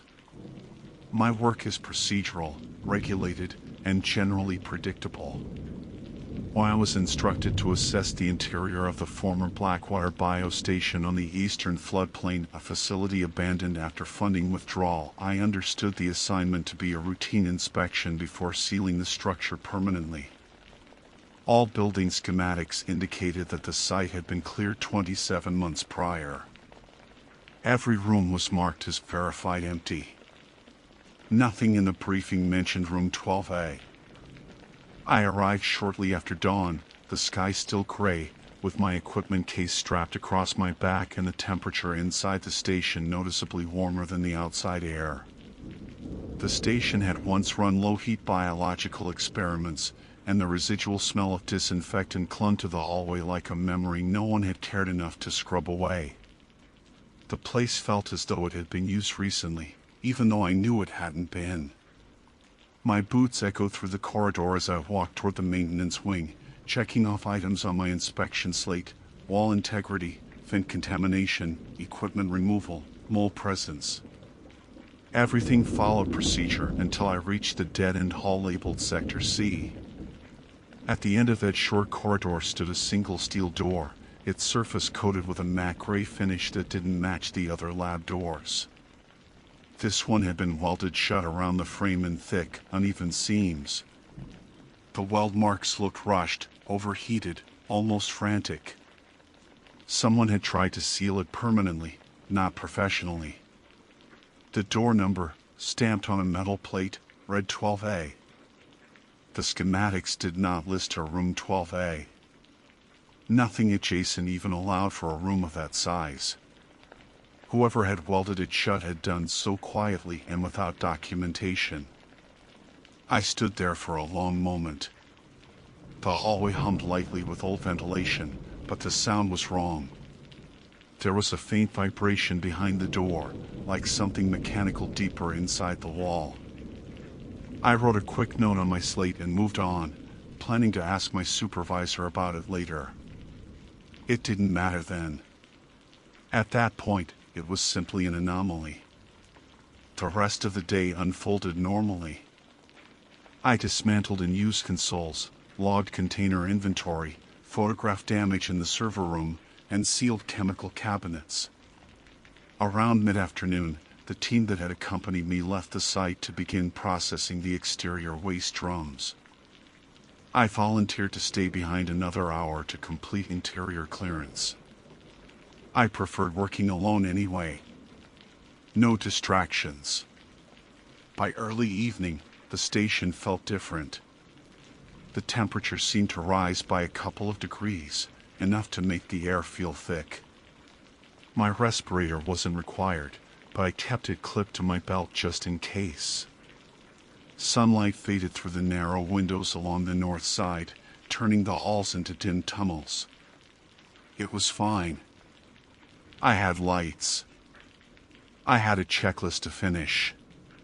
When I reached Sector C again, I paused automatically. The welded door sat there unchanged, but the hallway around it felt heavier, the air strangely dense, as if sound itself didn't want to travel here. I told myself it was fatigue, an overactive imagination, or the station's architecture amplifying echoes. I approached the door a second time, brushed my gloved hand across the cold metal surface, and leaned closer to examine the welds again. Every seam had bubbled, frozen mid-drip as if the welder had been forced to rush. I took another photo for my report. Then I heard it. The first tap was so soft I barely registered it, like someone flicking a fingernail against metal. I froze, breath caught halfway in my throat. Another tap followed, then a pause. The pattern wasn't frantic or confused. It was deliberate, measured, almost polite. I waited, thinking it had to be debris settling, thermal expansion, some environmental effect. Except the tapping came again, 3 soft raps, perfectly spaced, rhythmic in a way that unmistakably suggested intent. I whispered, "Is someone in there?" immediately hating the sound of my own voice in that barren hallway. No answer, only silence thick enough to press against my ears. Just as I took a step back, the tapping resumed, slower this time. 1 tap. A pause. Another tap. A longer pause. Then 2 in quick succession. Not a signal I understood, but one I felt was directed at me. I stepped away, retreating until my back hit the opposite wall. My pulse hammered loud in my ears, and it irritated me that a simple sound could pull fear out of me this sharply. I was a professional. The station was supposed to be empty. The welds proved that whatever was inside hadn't been opened in years. There was no logical explanation for anyone or anything being trapped behind that steel. But logic didn't change what I'd heard. I forced myself to refocus on the job. Just finish the last items and get out. The tapping didn't follow me as I walked, but I felt its presence between my shoulder blades, an awareness like someone watching through a peephole. By the time I completed the remaining tasks, the station had gone fully dark outside. My flashlight beam cut long lines across the floor as I made my final pass through Sector C. When I reached the end of the corridor, I told myself not to look at the door again. I did anyway. The metal glittered faintly under my light. The weld seams looked darker than before, as if something behind the door had pressed hard enough to bend the frame inward by an imperceptible amount. Impossible, I told myself. My mind playing tricks. I logged the anomaly, snapped one last photo, and turned to leave. That was when the final tap came, loud enough to echo down the hall behind me. Not desperate. Not angry. Patient. Like it knew I was alone. Like it was waiting. The sound of that last tap followed me long after I stepped out of Sector C. Even when I put 2 hallways and a storage bay between myself and room 12A, something in me still listened for it. It became a kind of phantom echo, pressure in the air, a vibration caught somewhere in my bones. I tried to shake it off. I told myself it was nothing more than old metal adjusting in cooling temperatures. Buildings made noises all the time, but I couldn't pretend the tapping had been random. I'd heard intention in it. I'd felt it. I shut down the station lights manually since the automated grid had been disconnected years ago. As the overheads flicked off row by row, the interior plunged into long strips of darkness broken only by my flashlight beam. I normally enjoyed the silence of an empty site. Tonight, it made the air feel too thick to breathe. I moved quicker than usual through the Western labs, mentally checking the last items on my list. My team wouldn't return until morning. Nobody else was inside with me. At least, nobody I could account for. When I reached the main atrium near the entrance, I paused to radio out. Base team, this is Bram. Interior suite complete. I'm prepping to exit now. Static answered. Not unusual. Old lab walls often killed the signal. I repeated, base team, do you copy? Nothing. Fine. I'd contact them outside. The air felt warmer again. It made sweat collect under my collar even though the night outside had to be no more than 10 degrees Celsius. The station had no functioning heat. That meant the warmth wasn't environmental, it was trapped air, insulated air. Air that had nowhere to go. I went to the exit, keyed in the temporary override code, and pushed. The lock clunked, but the door only shifted an inch before catching. I pushed harder. The hinge groaned. Something resisted from the outside, like debris had fallen against it. I put my shoulder into the metal, steady pressure, and after a moment the door gave way just enough for cold air to spill in. But only an inch. Just enough to remind me how trapped the building made me feel. I stepped back, ran through possibilities. Debris? Soil collapse from the slope? An animal? This area didn't get much wildlife, but a stray deer could have wedged the door by collapsing against it. I pressed my ear to the seam, listening. Nothing. The night outside was still. I tried again, harder. The door groaned, metal flexing, but it didn't open more than a fraction. I checked my slate. The maintenance crew had cleared the exterior earlier. Nothing should have blocked it. I didn't like that. I forced my mind to stay rational. If the exterior had shifted due to moisture or rust swelling the frame, I'd need leverage. I grabbed a long pry bar from my kit, lodged it in the lower seam, and pulled. The metal shrieked loudly, echoing through the atrium. That was when I heard it again, far down the hallway behind me. Tap. A faint one, distant but unmistakable. Followed by another. Slow. Unhurried. As if it had been waiting for silence so it could speak again. I turned, gripping the pry bar with both hands. My flashlight beam jittered slightly from the tension in my arm. I told myself not to react, not to feed my own anxiety, but the corridor stretched long and empty, each doorway a dark mouth. The tapping hadn't come from far. Maybe 10 meters back. I said out loud, if there's someone inside, you need to announce yourself, letting procedure guide my tone. I am authorized to remove you from the premises. Silence swallowed everything. Then, tap.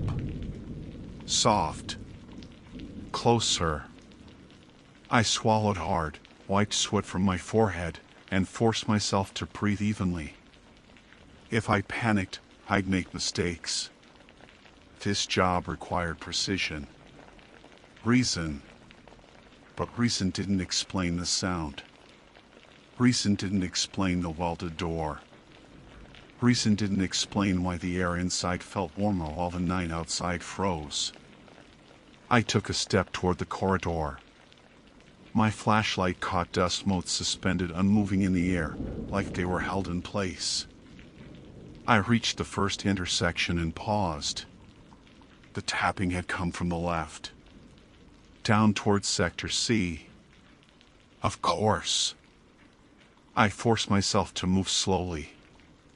Calm. I kept my back close to the wall as I passed open lab rooms, dark, empty, stripped of all equipment. My boots felt louder than usual. Every step echoed the way the tapping had. I turned into Sector C's hallway, and the moment my flashlight illuminated the welded door at the end, I froze. The air in that hall looked different. Not visibly, but I could feel it on my skin, thicker, like humidity that shouldn't exist in a sealed building. My scalp prickled. No sounds. No tapping. Just the sense of presence. I approached the door again, heart hammering in my chest. I kept a good 2 meters of distance. "If you can hear me," I said, "you need to respond verbally." Nothing. I told myself I'd imagine the tapping. My mind replaying earlier. Stress. Isolation. But as I turned to walk away, something changed. The metal of the door popped inward just slightly, with the sound of pressure shifting behind it. Then, tap, tap, tap. Slow, patient, but this time heavier. Like something had moved closer to the inside surface. A knot formed in my throat. My breath hitched. My instinct screamed at me to walk away quicker than I ever had during any job in my life. So I did. I backed down the hall without turning my back on the door until I hit the intersection. Only then did I turn and start toward the atrium again. But 3 steps later, the lights overhead flickered. Not off. Not fully. Just enough to dim the hall in a slow pulse like breath. I stopped moving. The building didn't have active wiring. There was no generator running. The lights should have stayed either on or off. But they dimmed again. And in that dimness, far behind me, from the direction of room 12A. Tap. This time sharp, loud, a command rather than a request. I didn't answer it. I turned and walked fast, nearly jogging by the time I reached the atrium again. The door was still cracked an inch. I grabbed the pry bar, jammed it in, and heaved my full weight into it with a grunt. The metal moaned. The door shifted another inch. Then another. And behind me, closer than before. Tap. The door gave another inch, and cold air pushed through the widening gap hard enough to brush against my face. I wedged my boot against the threshold, braced my shoulder, and pulled the pry bar again. Metal screamed. The seam opened wide enough for my hand to slip through, and I finally caught sight of the night outside, quiet, still, dark. Nothing should have been stopping this door. I shoved the pry bar in deeper. The resistance felt unnatural, too firm to be vegetation or debris, too consistent to be a fallen branch. Something solid and unmoving sat directly against the outer side of the door, as if deliberately placed. Behind me the tapping came again. Not faint this time. Not distant. But right at the end of the atrium, just inside the first hallway. As if whatever had been behind the welded door had stepped out. I turned slowly, my breath caught painfully in my throat. Only the empty hall stared back at me. My flashlight beam landed on the corner, nothing there, but the air churned silently, like a draft moving without source. The hairs on my neck rose one by one. I tightened my grip on the pry bar until my gloved fingers numbed. "Whoever's in here," I said, voice cracking more than I meant, "you need to stay where you are." "I'm exiting." Something answered, but not with words. Tap. Tap. Tap. Each one louder than the one before, echoing down the hallway with the clarity of knuckles on metal. I backed toward the door again, keeping my eyes on the corridor. My heartbeat thudded in my ears. Every instinct I had screamed the same thing: don't turn around. Don't run. Don't let it think you're prey. But I needed to get the hell out. I braced myself, shoved the pry bar again. The door opened another half-inch, just enough for a burst of frigid wind to rush in and swirl dust across the floor. Then, a scrape. Light, steady, dragging. Like footsteps. But wrong.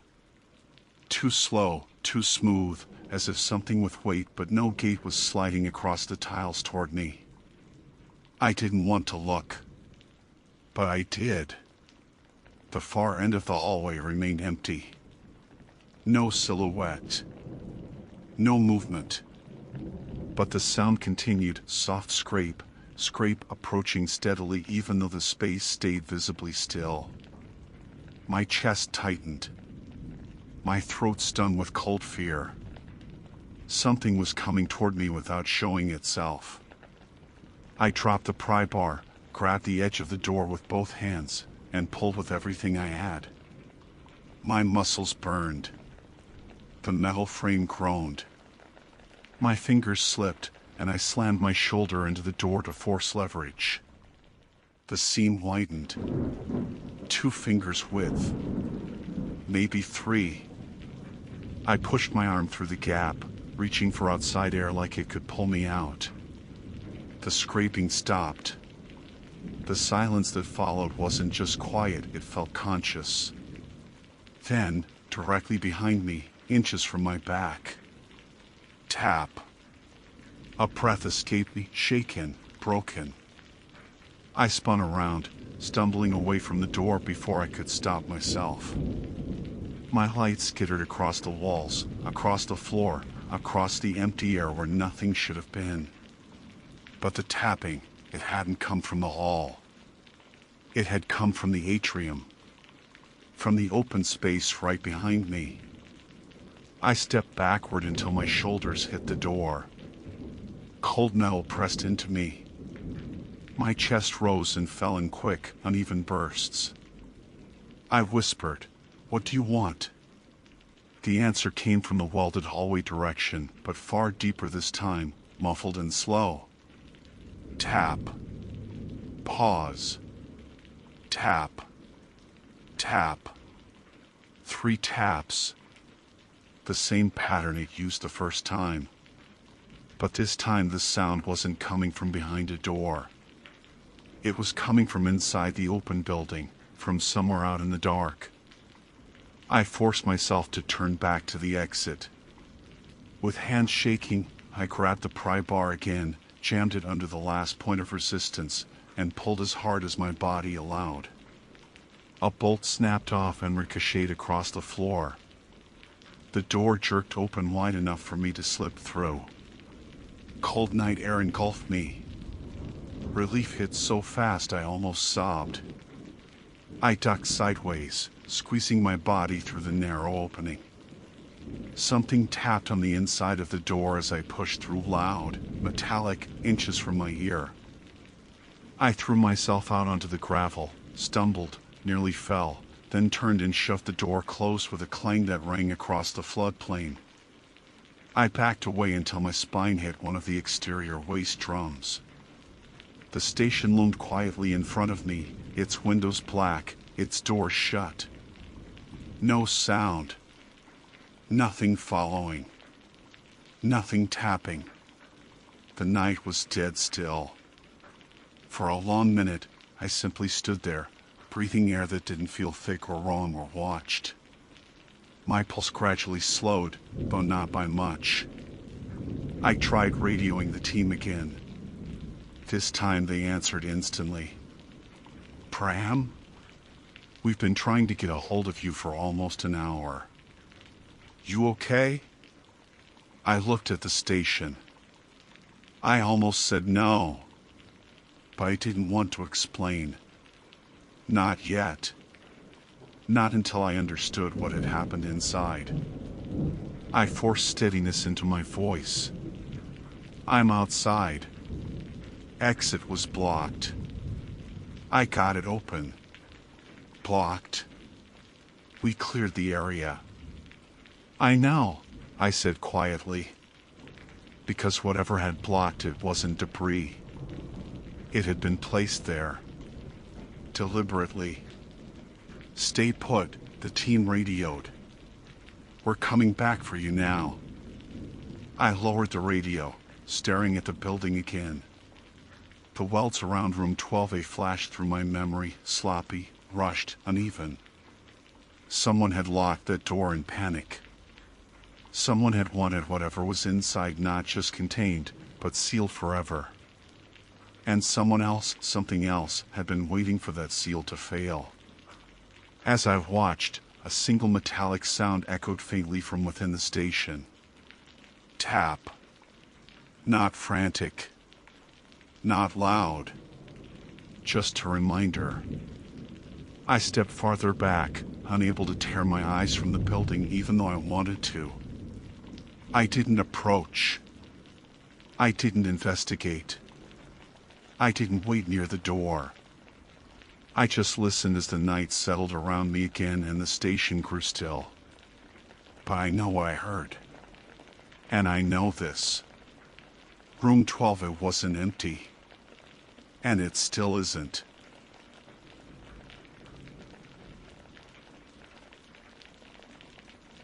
My name is Sophia Wren, contracted data retrieval specialist for the Polar Environmental Records Initiative. On January 14th, at 8:20 local station time, I arrived at the abandoned research outpost designated Helix 3. My assignment was formally documented as the recovery of all remaining storage arrays and optical drives. The outpost had been decommissioned 8 years earlier after structural concerns and progressive equipment failures made continued occupation unsafe. I was informed that its electrical grid had been offline for at least 6 of those years. No running power. No backups. No solar charging. Nothing that could sustain any surveillance equipment. I mention these details because they are the reason I am certain, absolutely certain, that what I found inside should not have existed. The wind had nearly shoved me sideways on approach, a sharp, dry howling that belonged to Antarctica and nowhere else in the world. The sky was a flat white dome. My boots sank into granular ice that crackled like broken glass under every step. I remember listening to my own breath inside the hood, that hollow rhythmic echo, while the station appeared as a small cluster of low, frost-blistered structures half buried in drift. Even from a distance, the place felt abandoned in the way a grave feels abandoned, silent, but holding on to something. I keyed into the outer vestibule using the temporary override code provided in my mission packet. The door resisted like it hadn't moved in a long time. A gust of old air spilled out, stinging my nose with the scent of oxidized metal and stale insulation. The interior temperature on my gauge showed minus 18 degrees Celsius. No warmth anywhere. My breath fogged instantly. I switched on my headlamp and swept the beam across the corridor walls. Peeling paint. Dull safety signage. Frost clinging in delicate spider web patterns across the ceiling panels. A thin line of drifted snow had crept several inches past the threshold. It was the kind of environment where nothing electronic should survive. Yet something had been surviving. The server room was my first objective. According to the old schematics, it was directly left of the entrance corridor. The metal door bowed inward from years of pressure and cold. I pushed it open and immediately saw the racks, dark, unpowered, a graveyard of equipment. Dust coated every surface. Ice threaded along the cables like veins. Perfectly consistent with what I had been told. But the camera's small, rounded security units mounted in each corner were intact. Frozen over, but intact. I made a mental note, then approached the workbench where the archival drives were stored in insulated cases. My lamp reflected off the labels. Array A1. Array A2. Optical spool vault. Everything exactly where it should be. I loaded the first case into my pack, and that was when I heard the click. A soft mechanical click behind me. I didn't spin around at first. I didn't want to admit that the noise had come from the far corner, the corner where one of those frost-blanketed cameras perched like a dead insect. When I finally turned, the beam of my headlamp struck the lens directly. Beneath the eyes, a faint red glow pulsed once, then faded. I stood completely still. The blood in my hands seemed to drain backward, like my body wasn't sure whether to freeze or run. There should not have been power. No grid. No battery reserve capable of lasting years. Every document I received emphasized this point. Yet I had seen the light. I tried to rationalize it. Maybe some old capacitor discharged when the temperature shifted. Maybe the light caught the reflection of my lamp. But even as I told myself these things, I knew the red pulse hadn't been a trick. It had been deliberate. Timed. Mechanical. I finished packing the cases as quickly as I could without fumbling, and moved deeper into the station. The next room was the communications hub, a narrow space lined with dormant monitors and dead consoles. I stepped over a collapsed ceiling tile and aimed my light across the frost-dusted screens. Some were cracked. Some hung at odd angles. No sign of power anywhere. Then I saw the central workstation. The seat was still drawn out, as though someone had left abruptly. A single external drive sat in the middle of the desk, half buried in a fine crust of ice. It didn't belong to the original station inventory. The casing was newer, the kind used by field analysts within the last few years. That didn't make sense. No one had been here in nearly a decade. I brushed away the frost and squinted at the small adhesive label on its face, SurfChem Archive. The timestamp below it read January 12th, 8:04, just 2 days before my arrival. Immediately, the tiny hairs on the back of my neck lifted. I checked my mission notes again, right there in the room. No team had been scheduled. No preparatory crew. No retrieval specialists besides me. I was supposed to be the first person to step into Helix 3 in 8 years. Yet someone had been close enough to the cameras to pull data, place it on a drive, and leave it sitting in plain sight. I couldn't shake the image of the pulsing red light. My gloves felt stiff as I lifted the drive and plugged it into my portable reader. The device struggled, whining softly in the cold, but the directory eventually loaded. A list of video files appeared, each tagged with a camera ID and timestamp. The timestamps were wrong. They were all marked with today's date. I kept scrolling. Every file, every camera angle, from hallways to laboratories to storage rooms. All generated within the last few hours. But the feed preview, just the thumbnail still images, was even worse. Because each one showed the same thing. A figure standing exactly where the camera was mounted. I stared at the images for a long time. The figure had no details at all. Just a silhouette of someone holding a light source, a faint halo where a headlamp might be. My stomach flipped so sharply that I had to steady myself against the table. I looked slowly toward the corner of the room where the next camera hung. Frost. Ice. Stillness. But the thumbnail in my hand showed someone standing there. Someone holding a light. Someone standing where I was standing now. I told myself I needed to leave. Forget the rest of the drives. Grab what I had and get out immediately. But fear makes you.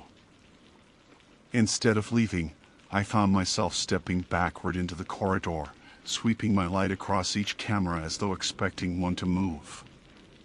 None did. The hall felt narrower than before. The air heavier. And for the first time since stepping inside Helix 3, I realized I could smell something faint beneath the metal and cold. Warm breath. Not mine. The smell shouldn't have been possible. Nothing in Helix 3 was warm. Not the walls, not the air, not even my own breath inside the hood. But the scent that drifted through the corridor had that unmistakable hint of condensation and living heat, like someone had exhaled only seconds before I stepped into their space. I held my breath without meaning to. My own pulse felt too loud. The wind outside groaned against the station walls, but inside everything was still. I kept my headlamp trained forward and moved one step at a time, boots crunching on frozen grit. The corridor stretched ahead, branching left toward the laboratory wing. My assignment didn't require me to enter that section, but my exit was back toward the vestibule, and the smell came from that direction. I didn't want to walk toward it, but staying where I was felt worse. I forced myself down the hallway. My lamp passed over safety signage and peeling paint, over a fire extinguisher frozen in place under a glaze of ice. The smell intensified near the next junction, subtle but present warm moisture in a place that killed warmth on contact. I swept my beam upward toward the ceiling corner where another camera sat. Frost on the lens. A cracked mounting bracket. 0 power indicators. Nothing that should record anything. But the drive in my pack held fresh footage from that exact camera.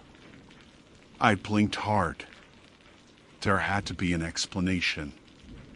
Residual power somehow stored in the station's internal batteries?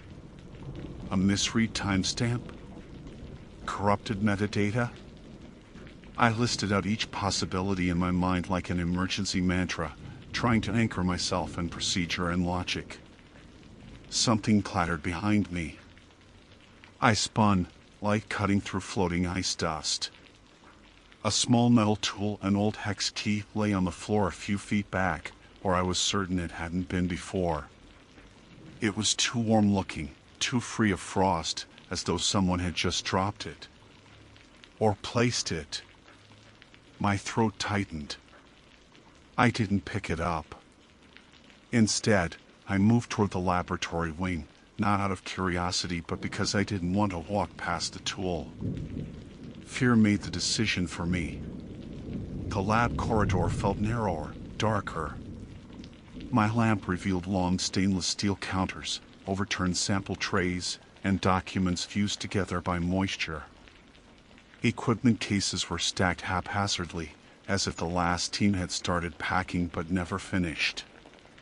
The smell followed me. Not stronger, just persistent. Like someone walking a few meters behind, calmly breathing. I didn't look back again. Near the end of the lab hall, a door stood slightly ajar with a faint shadow between the seam and the frame. I swallowed and nudged it open with my elbow. The hinge shrieked, echoing down the corridor in a way that made my skin crawl. Inside was the observation room, the one connected to Lab B on the schematics. A wide glass partition formed the far wall, separating the lab from a smaller containment chamber. My lamp illuminated the frost on the glass in a shimmering pattern. And then I froze. The frost wasn't random. Not today. Someone had dragged a gloved hand across it from the other side, clearing a vertical smear wide enough for a face to look through. I stepped back so quickly I nearly fell over a stool. The cleared patch on the glass was still wet. Moisture hadn't yet crystallized. That meant the smear was fresh. Fresh in a station sealed for years. I forced myself to angle the beam toward the adjoining door that led into the containment room. The window was small, reinforced, but clear enough to see the interior. My breath stuttered. There was a figure inside. Not moving.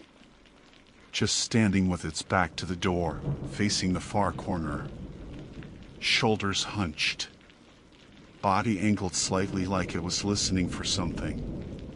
The shape was indistinct under layers of old cold weather gear, but it was unmistakably human. A living person would have responded when my light crossed the glass. They would have turned or reacted or shifted their weight. This figure did none of those things. I lifted my radio. Field retrieval to base. Do you copy? Static. Just a thin, dying hiss, like frozen air leaking through a crack. I stepped closer to the door, pulse beating in my ears. The figure didn't move. I tapped the metal with my knuckle. The sound echoed in the chamber. Silence followed. A deep, absolute silence that pushed against my skull. Then I realized something that made my stomach turn. There were no footprints leading into the chamber. No disturbed frost.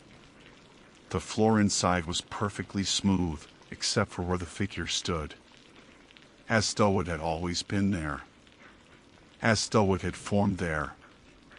I backed out of the observation room, bumping into a counter hard enough to rattle the glassware.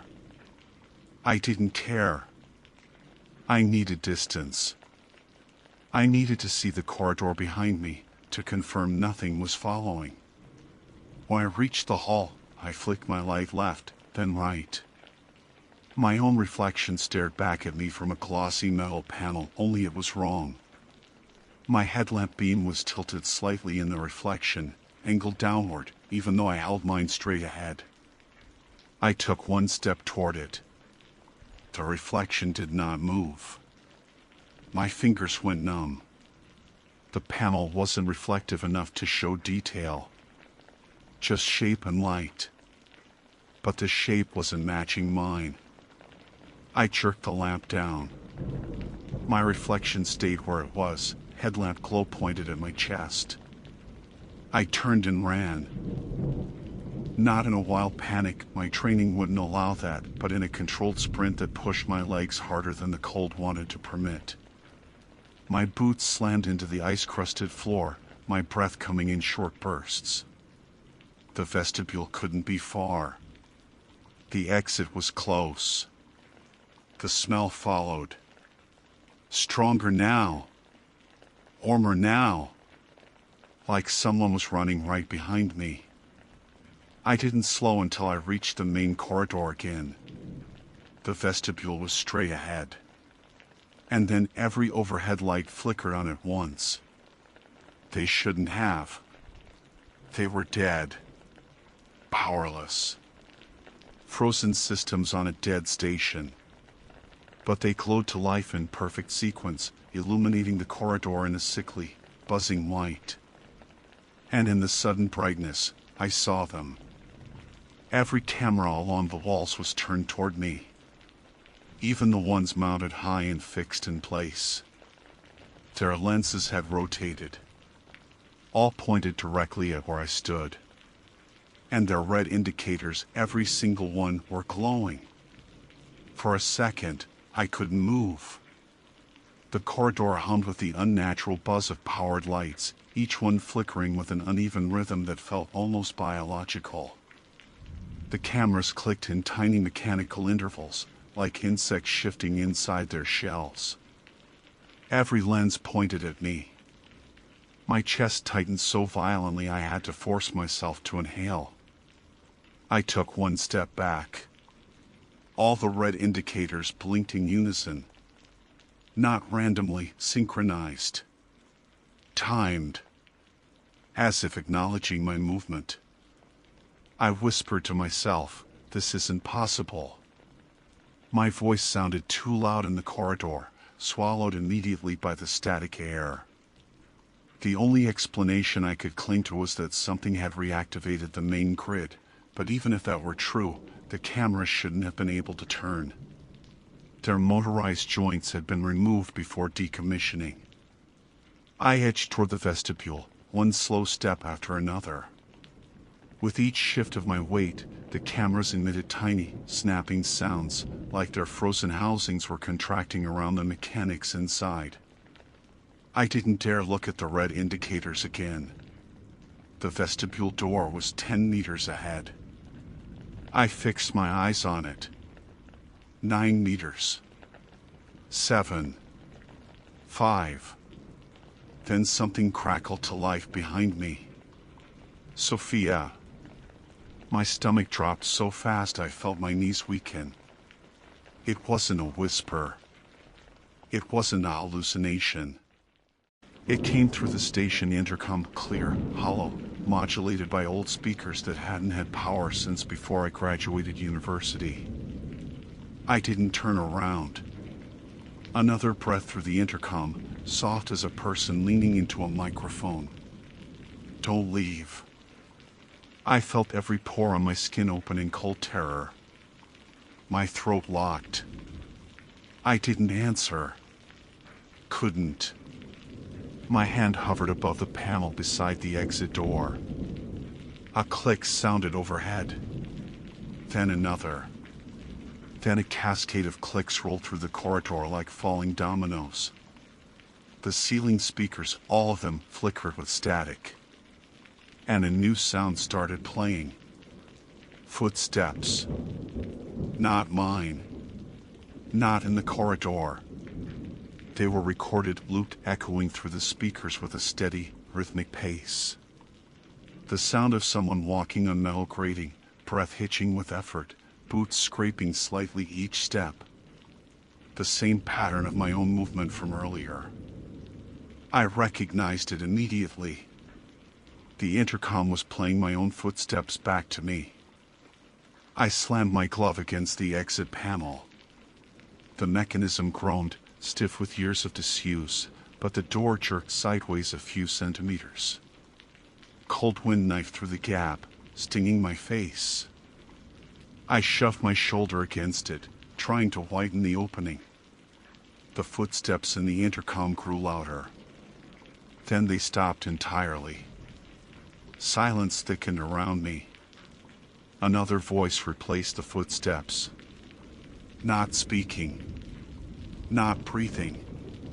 Just mimicking the tiny sounds of my own movements, fabric creasing, air shifting inside my hood, the faint hitch of my inhale, perfectly, precisely, impossibly synchronized. Like something was standing right next to me, leaning close, copying my every breath.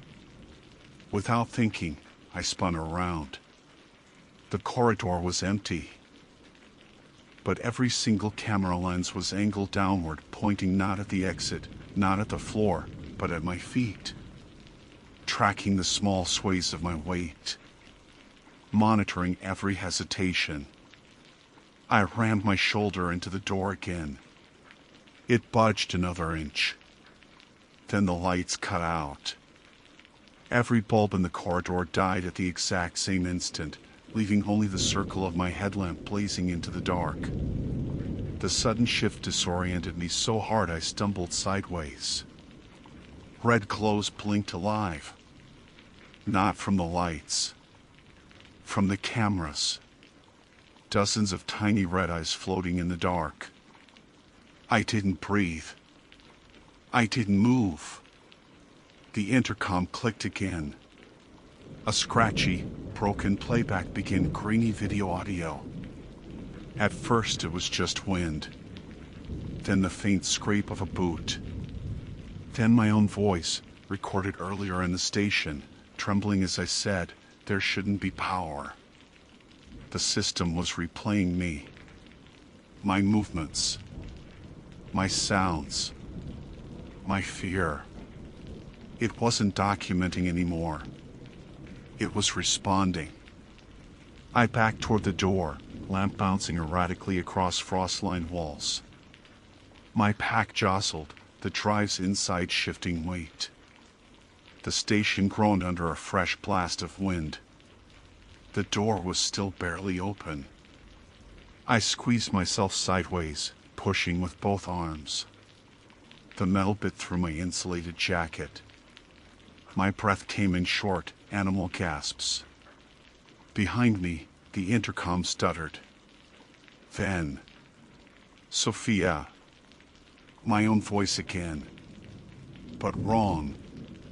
Drawn out. Distorted. As if repeated through a dozen overlapping speakers, each millisecond out of sync. Sophia, don't go. I grabbed the edge of the door and shoved until the metal scraped open wide enough for my body to slip through. A howling gust filled the corridor, scattering frost in swirling trails. I stumbled out onto the icy platform outside. The air hit me like a wall, sharp and burning in my throat. The sky had darkened, a storm curling over the plateau faster than forecast. I didn't waste a second. I pulled the emergency flare from my belt and ignited it, casting a red glow across the snowpack. Behind me, through the narrow crack in the doorway, something shifted. A faint reflection on the inner panel caught my eye, though I hadn't shown my light there. I shouldn't have looked. But instinct made me glance back. Inside the vestibule, a shadow stood exactly where I'd been standing moments before. Still. Upright. Facing the door. Not shaped like me. Not shaped like anyone. But holding a faint, circular glow where a headlamp should have been. My headlamp. Reflected back at me, at the wrong angle, at the wrong height. I choked on the cold and staggered backward across the ice, flare hissing in my hand. The wind swallowed every sound except my own heartbeat. The shadow didn't move. Didn't shift. Didn't breathe. It just stood in the doorway, framed by darkness, watching. Recording. I turned and ran toward my snow vehicle, 30 meters across uneven ice. My boots slipped, caught, slipped again. The flare spat sparks against my wrist. The sky overhead churned like boiling ash. I didn't look behind me until I reached the vehicle. When I finally did, the doorway was empty. But every camera mounted along the exterior wall of Helix 3, long dead, rusted, icicle-draped, was turned toward me. All their lenses tilted. All their red indicators glowing through the storm. I threw myself onto the snow vehicle, started the engine, and tore across the plateau, the flare dying to ember in my grip. Helix 3 shrank behind me.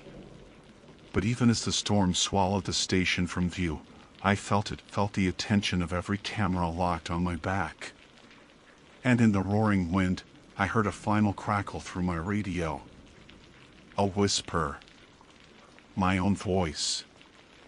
You're still being recorded.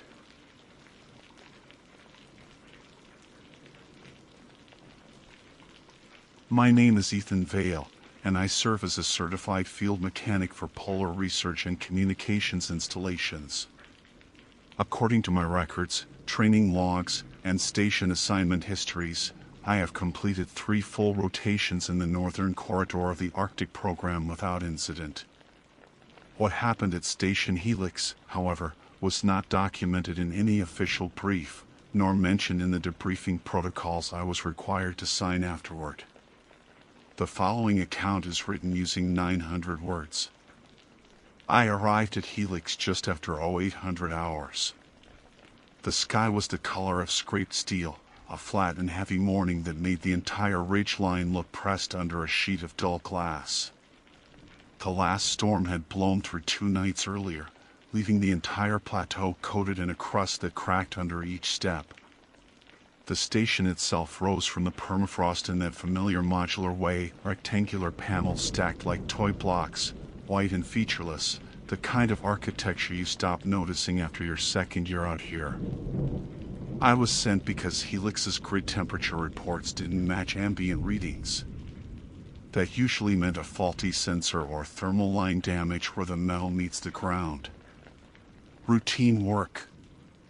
In the Arctic, routine just means something broke again.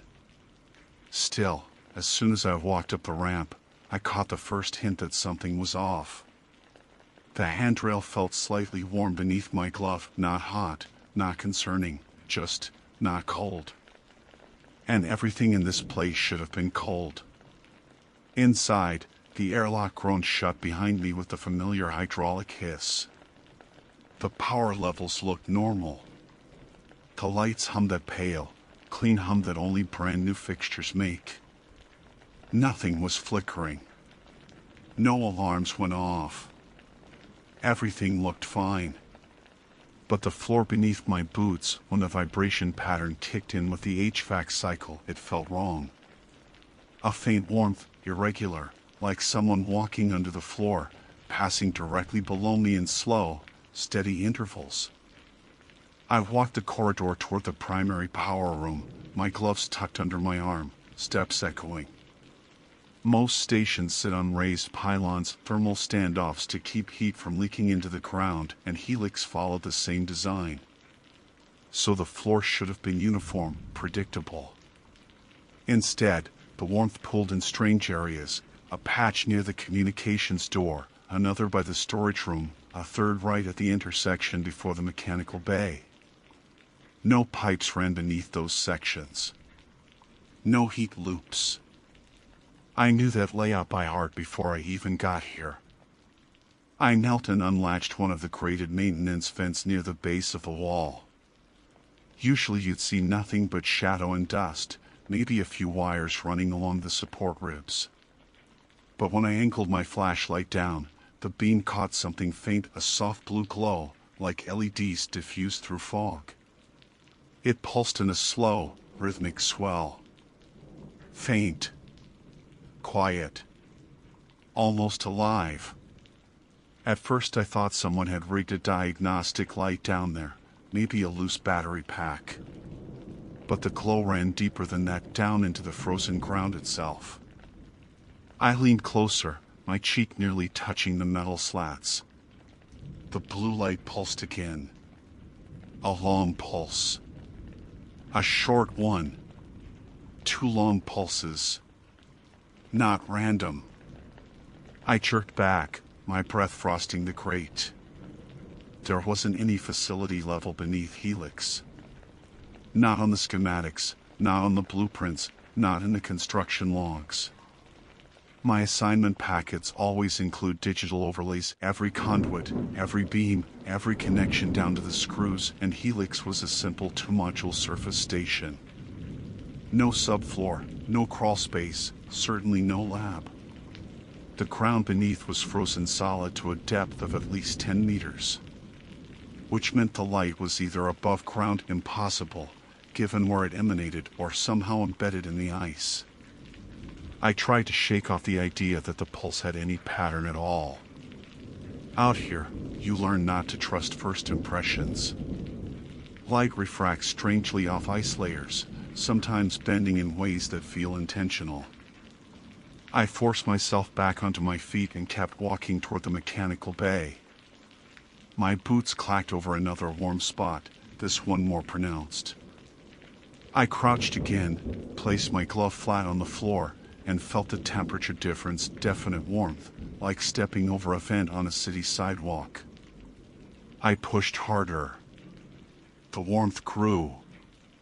The HVAC unit wasn't even operating at full cycle yet. It couldn't have caused this. Before I could stand, the radio on my belt crackled. A burst of static, then silence. Helix had no active personnel assigned today. I was alone until the supply team arrived at 1700. I unclicked the radio and pressed the transmit. Helix base, this is Vale. If anyone's online, confirm your position.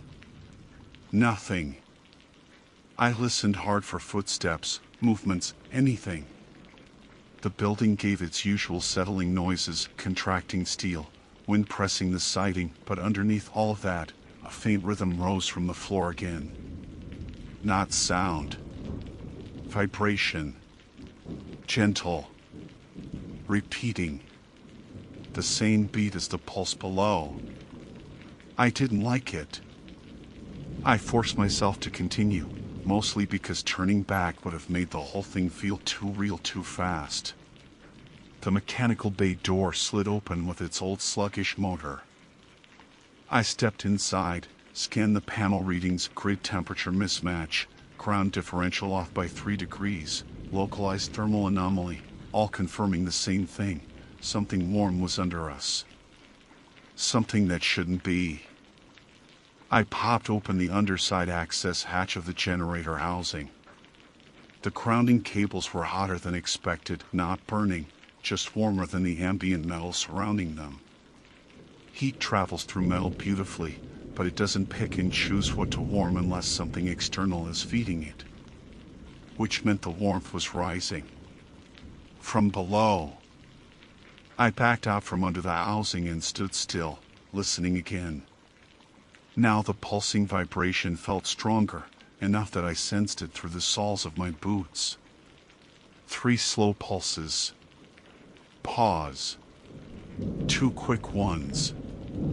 Long pause. Like a code. Like it was waiting for something. I swallowed hard, not because I believed anything impossible was happening, but because whatever explanation existed had to be bad, structural failure, trapped heat pocket, subsurface melt, anything that could tear the station off its foundation. Real dangers. Real consequences. But as I stepped toward the next vent to check the subfloor again, something changed. The blue light didn't pulse. It flickered. Like someone down there had just noticed me. The moment the blue light flickered, I froze. I kept my weight split between my feet the way they teach you during mechanical inspections, ready to move without making a sound. The vent lay open at my feet, a thin haze of cold air rising from it. I leaned forward slowly, careful not to let the metal grate creak beneath me. The glow was dimmer now. Not gone. Just retreating. It pulsed once more, but the timing was different, short, uneven, like whatever was generating it had been interrupted. Then it slid deeper into the ice until it was nothing but a blurry suggestion of light far below. I eased back and closed the vent quietly, more out of instinct than logic. Whatever was under the permafrost couldn't just climb out. Ice is unforgiving. It takes days, weeks, months for melt to form cavities large enough for equipment, let alone anything else. But the warmth under my boots didn't care about logic. It was still there, persistent and deep, like a buried engine block idling with no operator, no fuel line, no documented existence. I had to check the primary ground junction.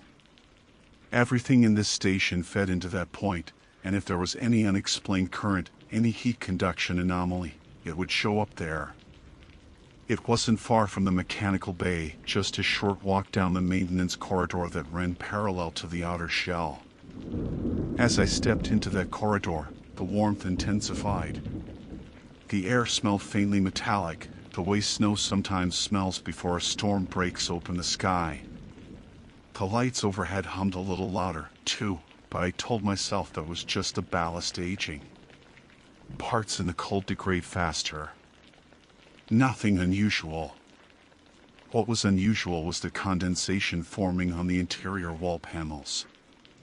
Thin streaks, barely visible, running in trails down matte white surfaces that never should have held moisture. This station was dry as bone. That was the whole point of the dehumidifiers. I brushed a gloved finger along one of the streaks. It came away damp. That was impossible. The corridor floor vibrated, a gentle rise and fall that matched the earlier rhythm. 3 long pulses. Pause. 2 quick. Pause. So consistent that if someone had told me it was mechanical, I would have believed them without question. But it wasn't supposed to be. Helix was built directly on reinforced stilts drilled into ancient ground.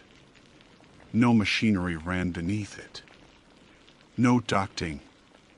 No wiring. Nothing. I reached the junction room and keyed in the access code. The lock clicked open. The moment I stepped inside, my throat tightened. The warmth here wasn't patchy, it was uniform, radiating up through the entire metal mesh floor like the room itself was sitting above a hidden furnace. Ground units don't run hot. Ever. I dropped to one knee and pulled up a floor panel. A burst of warm air rushed up, fogging my visor. Beneath the station, directly touching the stilts, blue light rolled across the ice like slow-moving breath. It wasn't a glow trapped in frozen layers. It wasn't diffused. It moved. Like a current in deep water, rising and sinking. It pulsed. 3 long. 2 short. The same rhythm. The same impossible pattern. The warmth I felt wasn't mechanical heat at all, it was the ice warming from below. I leaned closer, the metal edge digging into my palm as I held the panel open. The blue current thickened directly under where I was kneeling, swirling into a shape. Not a clear one, not any symbol I recognized, just a denser patch of luminosity pressed tight against the ice, like something was gathering strength. I stood up fast, shoving the panel aside with my boot. The swirl dissolved, sinking into the frozen ground as though it had been startled. I backed away until my shoulders hit the wall. My breath fogged. Not from cold, from the tightness building in my chest. Something was in the ice. Something warm enough to melt it without melting it visibly. Something bright enough to glow without power lines. Something sending pulses through solid ground like signals. I forced myself to breathe slowly and reached for my radio again. Fail to central dispatch. Are you receiving? Static answered. Not the usual white hiss, this was uneven, broken, like someone dragging fabric across the mic. I tried again. Dispatch, respond. A faint sound cracked through one single, clipped beat. I leaned in, trying to pick out a voice. But it wasn't a voice. It was the same rhythm. 3 long. 2 short. My stomach dropped. That wasn't the radio malfunctioning. The interference had rhythm. It matched the vibrations under my feet. Something under the ice was hitting the comms frequency. I shut off the radio. Not out of fear, mostly out of the instinct that if something was sending, I didn't want to risk sending anything back. I heard a crack. Not from the radio, from the floor. A hairline fracture crawled along the metal mesh, thin but unmistakable. It crept toward the opposite wall in a jagged line. The warmth under my boots surged with it. Not enough to burn, but enough to feel like the metal was swelling underfoot. I backed toward the door, but when I reached it, I realized something worse. The condensation on the walls wasn't dripping straight down anymore. The droplets were trailing sideways, pulled in the direction of the fracture. Like the entire room had a slight tilt. I looked down. The floor was sagging, subtle, but real. The supporting stilts weren't failing. The ground under the station was shifting upward. The ice was rising. Slow. Measured. Matching the rhythm. 3 long pulses. A pause. 2 short ones. A longer pause. Not random. A pattern. A message. The fracture split wider. A faint, bluish glow seeped through the seams where the metal floor met the wall, as if the light beneath the station was bleeding through. The warmth intensified again. My boots grew hot enough that I stepped backward instinctively. And then, without warning, the glow ceased. Everything went still. No vibrations. No pulses. No warmth. The silence spread through the room in a way I can only describe as deliberate. Like whatever was under the ice had stopped moving. Like it was waiting. Or listening. I exhaled slowly, trying not to make a sound, every instinct in my body pulling tight like a wire. The floor panel I had pulled up earlier clicked softly, metal shifting back into place. Except I hadn't touched it. I didn't move a muscle. But the panel was sliding back toward its original locked position. As though something below wanted it closed. The floor panel clicked itself shut, and that tiny mechanical sound was enough to snap every nerve in my body tight. I didn't wait to see if the blue glow beneath would return. I backed out of the junction room, forcing myself not to break into a full sprint even though every instinct screamed at me to get away from the floor, away from the walls, away from the entire station. The corridor outside felt different now. Colder. Still wrong, but no longer in that pulsing, breathing way. It was like whatever had been moving under the permafrost was finished with whatever it had been doing, and the sudden absence of motion felt worse. Stillness can be louder than sound when it follows something alive. I made my way toward the west exit hatch, the one least connected to the station's interior systems. The floor stayed cool under my boots, steady, unmoving. Every warm patch I'd stepped on earlier had gone dead cold. Even the faint condensation on the panels had already dried. As I walked, it struck me how quickly the station was returning to normal, as if covering its tracks. I reached the hatch, disengaged the emergency bar, and forced my shoulder into it. A crackle of frost answered. The metal groaned, then gave way. A blast of clean, honest cold rushed over my face. I stepped outside and closed the hatch behind me. For a moment, I stood still. Nothing moved. The hummocks in the snow, the ones I'd seen rise and fall like breath, were perfectly still now. Frozen solid into random bumps and ridges. No rhythm. No heat. No vibration underfoot. The world looked exactly as it should have, barren, silent, indifferent. I set out across the plateau, fighting the wind and the bite of the cold. I needed distance, physical distance, from the station. 100 meters away, the warmth under the buildings seemed impossible. 200 meters out, it felt like I'd imagined the whole thing. Snow crunched crisply under my boots. The air was sharp with ice crystals. There was nothing unnatural left. I planted my emergency beacon. A red light began blinking, steady and predictable. The Arctic is unforgiving, but at least it doesn't lie. I huddled near a drift to break the wind and waited. Time slowed into its own strange rhythm, one I preferred infinitely over the unnatural pulse the ground had carried earlier. My fingers numbed. My mask frosted. My breath rasped in my throat. But I stayed put. The station remained in full view, white, quiet, still. Hours passed. I kept checking the horizon until the supply crawler's engine finally rumbled through the wind like a distant avalanche.